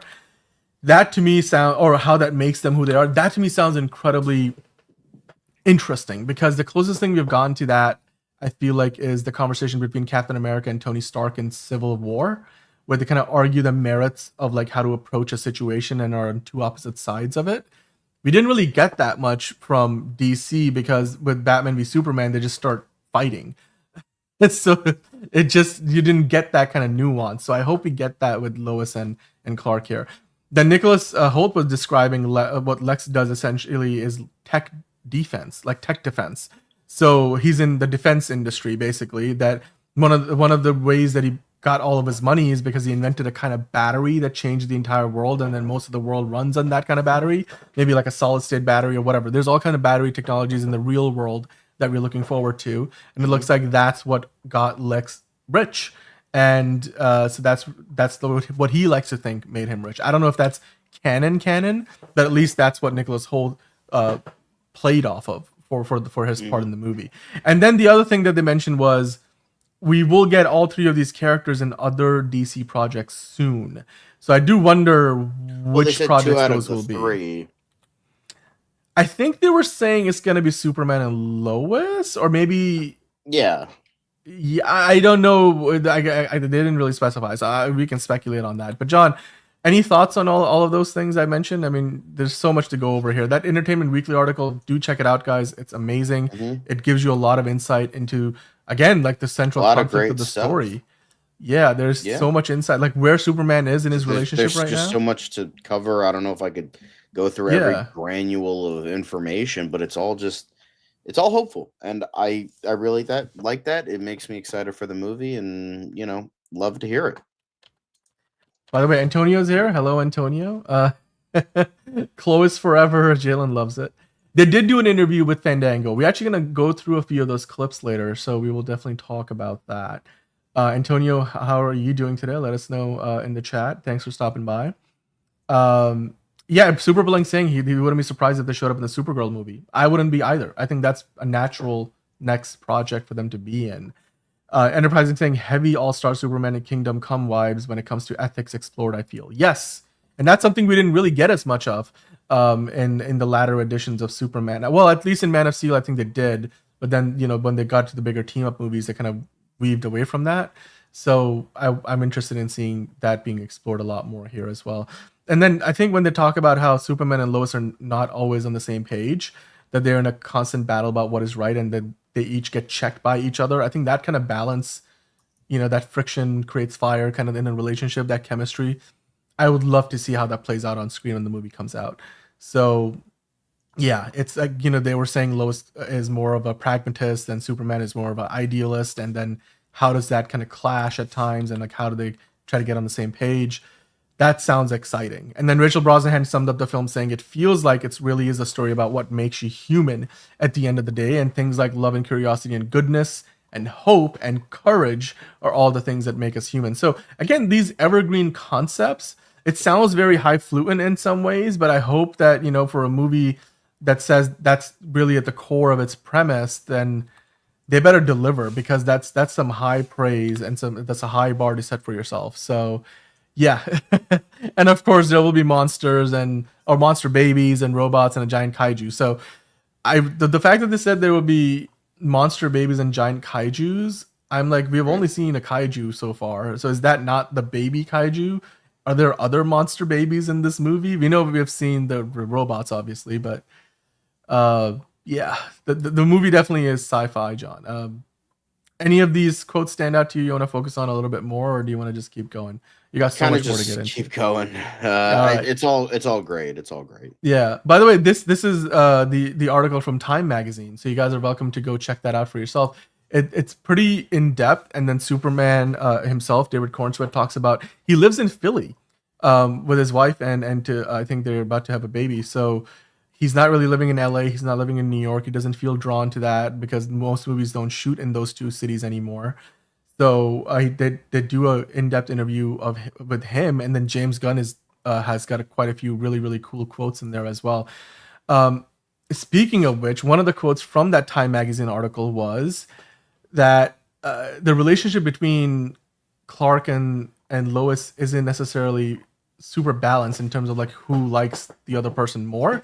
So James Gunn revealed this in the Time magazine. So again, go to the Time magazine article and check that out for yourself. But in the article, I think it's towards the bottom, James Gunn has a few quotes. One of them is, he's starting to succeed at both jobs, as in Superman, Clark Kent is starting to succeed at both jobs in the big glamorous city away from his home. He's madly in love with a woman who's not so sure about him, which is interesting to see that here.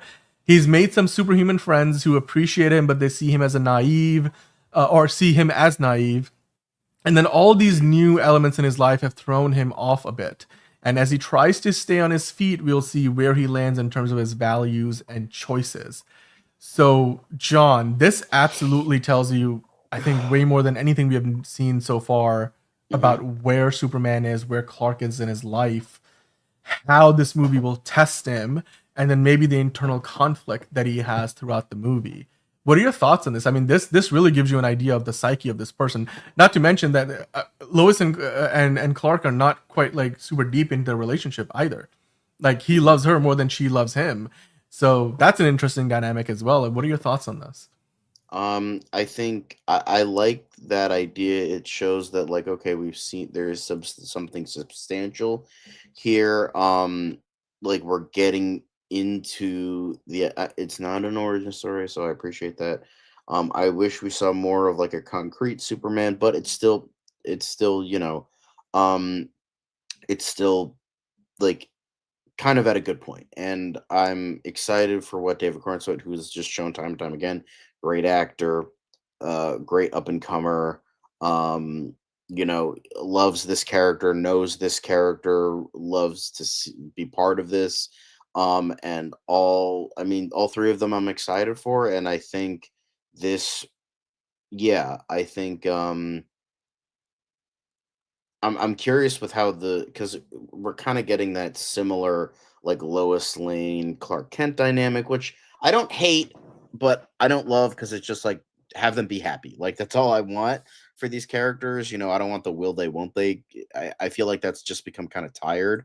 So well, it doesn't seem like they're like teetering on the edge. It just seems like, no, I know. It's just like, oh, early. he loves her, and then she's like, eh. And I'm like, I wish it wasn't that case, Yeah, but this is the part where I think I really like what they did in Man of Steel, where things kind of progressed in a way that it wasn't obviously getting in the way of the movie. You certainly feel like they have fallen for each other by the end of Man of Steel, but then when you get to Batman v Superman, Dawn of Justice, a certain amount of time has passed by, and they're pretty deep into their relationship. It seems like they're living together, and then obviously by the end of the movie, you find out he was going to propose to her. So they kind of like just skip past that will they, won't they early part of that relationship. But given that they're trying to build a more extended long-term universe, tell a larger story, then I guess going back to that more earlier part of that relationship and exploring that a little bit more makes sense, at least from that perspective. So I'm interested in seeing that dynamic. I think it's really valuable. It's also like, this is the kind of movie that will be seen by a lot of probably young couples, and like how relationships usually pan out and how they start out, and this could inform their perspective on where things are in their lives. So in Superman, we look up to him for so many reasons. Maybe, like, again, there's a human side to him. He loves this girl a lot more than she loves him back just yet. She's a little more skeptical. He's an idealist. She's a pragmatist. Its personalities don't always mishmash very well. There's always friction along the way. So I think that's real. That feels realistic. These are some of the photos from the panel, by the way. And James Gunn looking as James Gunn as ever. I like that these loose pants are like a thing again, like, and untucked shirts and stuff. As somebody who does not like to put on a 3-piece suit if I don't have to, I really do appreciate that. Yes, things are going in this direction. I like Nicholas Holt's look. I got the leather jacket. Boom, there we go. Perfect. Yeah. None of this loose fitting crap. Like, we're none of this crap. We want nice, comfortable clothing. By the way, Steven in the chat saying, hope you guys talk about the South Park trailer tomorrow. We will talk about it tomorrow. Thank you for bringing that up, by the way. Ron was saying, though, in Man of Steel, it was kind of the opposite. Lois was more in love with Clark than the other way around. I don't know if I got that impression. I felt like it was pretty even, more or less. But also they kind of like he saves her from dying at some point from internal bleeding in when she falls through the ice and what is the Antarctica, I guess. So it's a different kind of relationship. I just felt like it was a very different take on it versus what we were used to seeing. Whereas this feels like we're going back to the more comic accurate version of that relationship, at least in the early parts of it. By the way, of all the people here, I just can't, like, that dress looks gorgeous. It's like, I'm just like, I want to read what it actually says on there, because I'm like, somebody had to think about all the text that goes on that dress for Rachel Brosnahan. So Super Blink saying, not gonna lie, they remind me of Tom Holland, Peter, and Zendaya MJ. A little bit, I guess so. Not the same dynamic in the movie, but yeah, I suppose. Yeah, it looks very interesting. And when you look at these three characters, I'm sure, unlike what we got in BVS, where it seemed like Lex Luthor wasn't gonna like survive for very long, I feel like, or at least, you know, he went crazy, got jailed, and had to be a fugitive after the one movie. I don't think Nicholas Holt's Lex Luthor is the kind of Lex Luthor who's going to be going to jail at the end of this movie and be found out as like some megalomaniac. Like, I think this guy is going to be more cunning, and he's going to just, you know, be able to do what he does while still being in charge of Luthor Corp for quite a long time. I want to see more of that, because that's you need that to build that long-term rivalry between Superman and Lex Luthor. He can't just be a one-off villain, John. I mean, that's something that I hope that they do more of. Although I don't think Jesse Eisenberg's version was gone for good. Certainly not. But anyway, sorry, what were you saying? Well, I mean, when you get Nicholas Hoult, that's like kind of yeah. I mean, if you're not gonna cast him as Superman or Batman, then you might as well keep him around for a while. Anyway, we talked about this earlier. Pocket universes. James Gunn also mentioned Flying Dogs, which obviously we know that's crypto. Max Fleischer cartoons definitely influenced a lot of the movie. Sorcery is the part of the equation that I don't quite yet understand, but I'm sure we're gonna find out when the movie comes out. More quotes from David Cornsweet. This one from the Time magazine, saying that, you know, he feels a solemn responsibility to be the person to play this character, and that there's no guarantee that I would have a more interesting career if I hadn't. Like, he's very humble the way he talks about playing this role and being cast in the role. And in the article, I think James Gunn said that one of the conditions on which he hired him was that, hey, you need to be really nice to everybody on set. Like, you can't just be a douche. Like, you have to lead by example. And David Cornsweet, clearly, it feels like he's that person. Speaking of which, I mean, I think this is the quote from Nicholas Hoult when he's talking about what he thought of and how he played Lex Luthor. So I want to kind of quickly listen to this clip for Fandango. Lex is kind of in this relentless end goal, and the means, he justifies any way possible to get to that. So he doesn't care about the consequences of anything. He's willing to put on the line to achieve his goals, and he thinks he's right in his pursuit as well. So, but I mean, the primary thing coming to this was James wrote such a wonderful script. The dialogue is fantastic. The world is rich and fully imagined from this whole universe that you're creating, and then he cast wonderful people in these roles, not including myself in that statement, but these two. So it's just like a wonderful exploration of what these characters could be. I think Lex believes in scientific inquiry in the same way Superman believes in life. Like, he'll give up anything to learn something new about science. Like, he'll let people die. He'll let anything happen because science is what matters. And taking that next step, even if it's going to destroy the entire planet, he wouldn't have any of the guilt that Oppenheimer had. He would just be like, I found that next step, and that's all he cares about. That was necessary. Yeah. I think that description is pretty amazing. That's a lot more than what we've gone so far. John, what are your thoughts? I like the Oppenheimer mention. Yeah. Because that's a good showcase of what this, like, that spectrum of, like, this guy who created this weapon, he's like, oh, gotta end the war, all that shit, blah blah blah blah. So I think then you have, like, Lex Luthor is just like, okay, I got, like, the perfect, you know, ends justify the means. I mean, there's a lot of different ways you can interpret Lex Luthor and do that character. So, you know, I mean, no way he could fucking kill him. Like, he can't, they're not gonna go fucking John Wick on him. But I think, I don't know, I like that spectrum of that idea of, like, you know, ends justify the means. Where would that go for this character? Is it truly that? Is it like what is that pursuit? Very interesting ideas and very interesting take on this character. Yeah, by the way, Enterprising has a really good take on the two Lex Luthors, basically the one that Jesse Eisenberg played versus the one that we are seeing here with Nicholas Hoult. It feels like the Jesse Eisenberg Lex Luthor was much more that birthright storyline, whereas Nicholas Holt's Lex Luthor is much more of that all-star Superman Lex Luthor. So yeah, I think I agree with you on that 100%. Speaking of Lex Luthor, Nicholas Hoult was joking how, hey, as an icon, it's exciting to finally play an icon. He was kind of feeling himself a little bit. I was trying to get this across to Liz That's yesterday. a very Lex Luthor thing to say. Yeah. Like, the very, that's a very Lex Luthor face to make. Yep. This should definitely be on a thumbnail somewhere. But yeah, I think it's love to see it. I was with a lot of this, I'm just a fan of like this casting, all the castings, all the great things. They're saying all the right things for me. They are. I mean, and you know what? I was surprised at the amount of insight they gave us on literally everybody, like from the motivations of these characters to where, like the story of the movie, the central conflict. I guess they told us more in these interviews than they have done in any of the trailers or, quite frankly, even the presentation itself. So I was really surprised at that.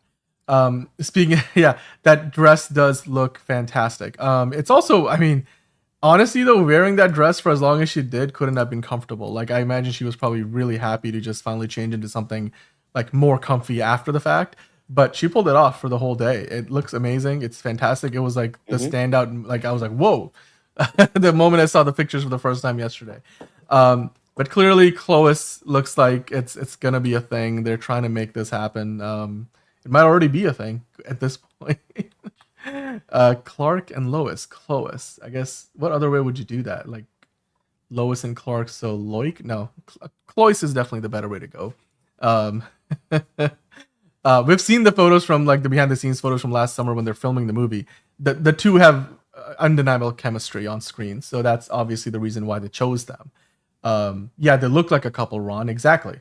Look at Super Blink is like, look how good they look. Oh my god, yes, they look like a couple. That feels natural. It feels good. It's kind of like with Vanessa Kirby and Pedro Pascal, right? With the Mr. Fantastic and Invisible Woman with Fantastic Four. I think they got that right too. So this feels right up that same alley. I love it.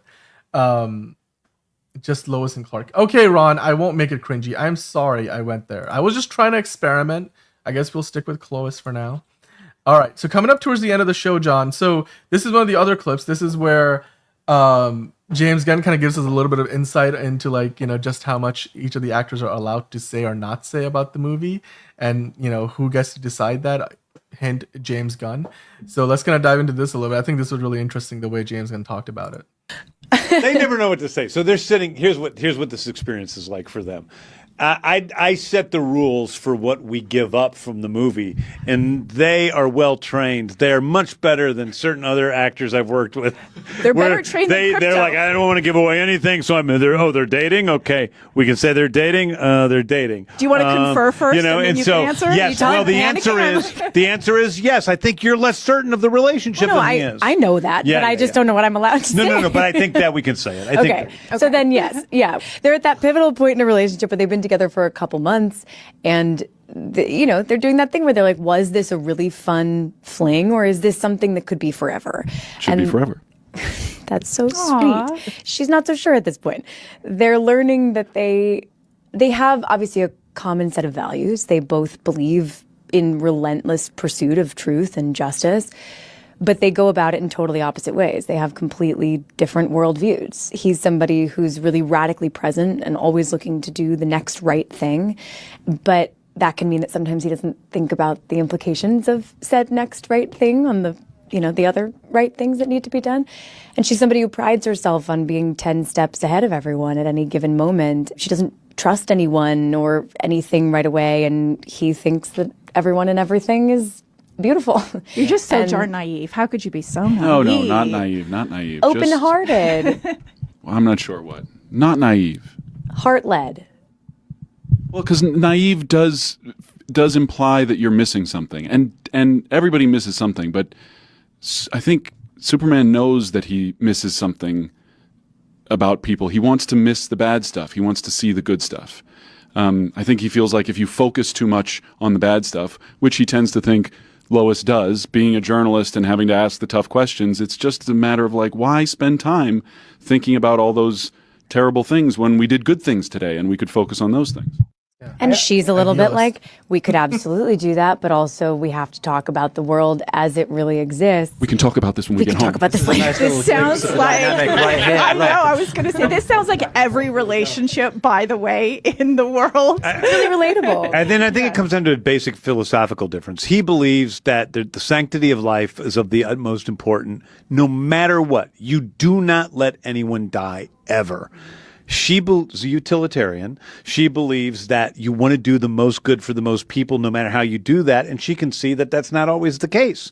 And those are just two different philosophical, ethical structures. And that causes problems in their actual practical relationship. Can they be forever? No. Well, they're also just magnetically drawn to each other. That's the other thing is, love is something that nobody can explain and she certainly can't logic her way out of.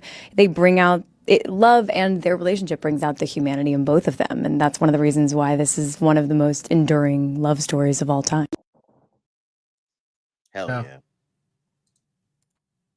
Yeah, that was a pretty fantastic preview of, again, just the relationship. And yeah, the way it's almost like they're playing their characters in the interview. It feels so natural. I don't know if that's at this point just how they are because they've worked together so long and just lived in this, those characters for as long as they have. Enterprising, smiling year to year. I think we were all smiling year to year listening to this.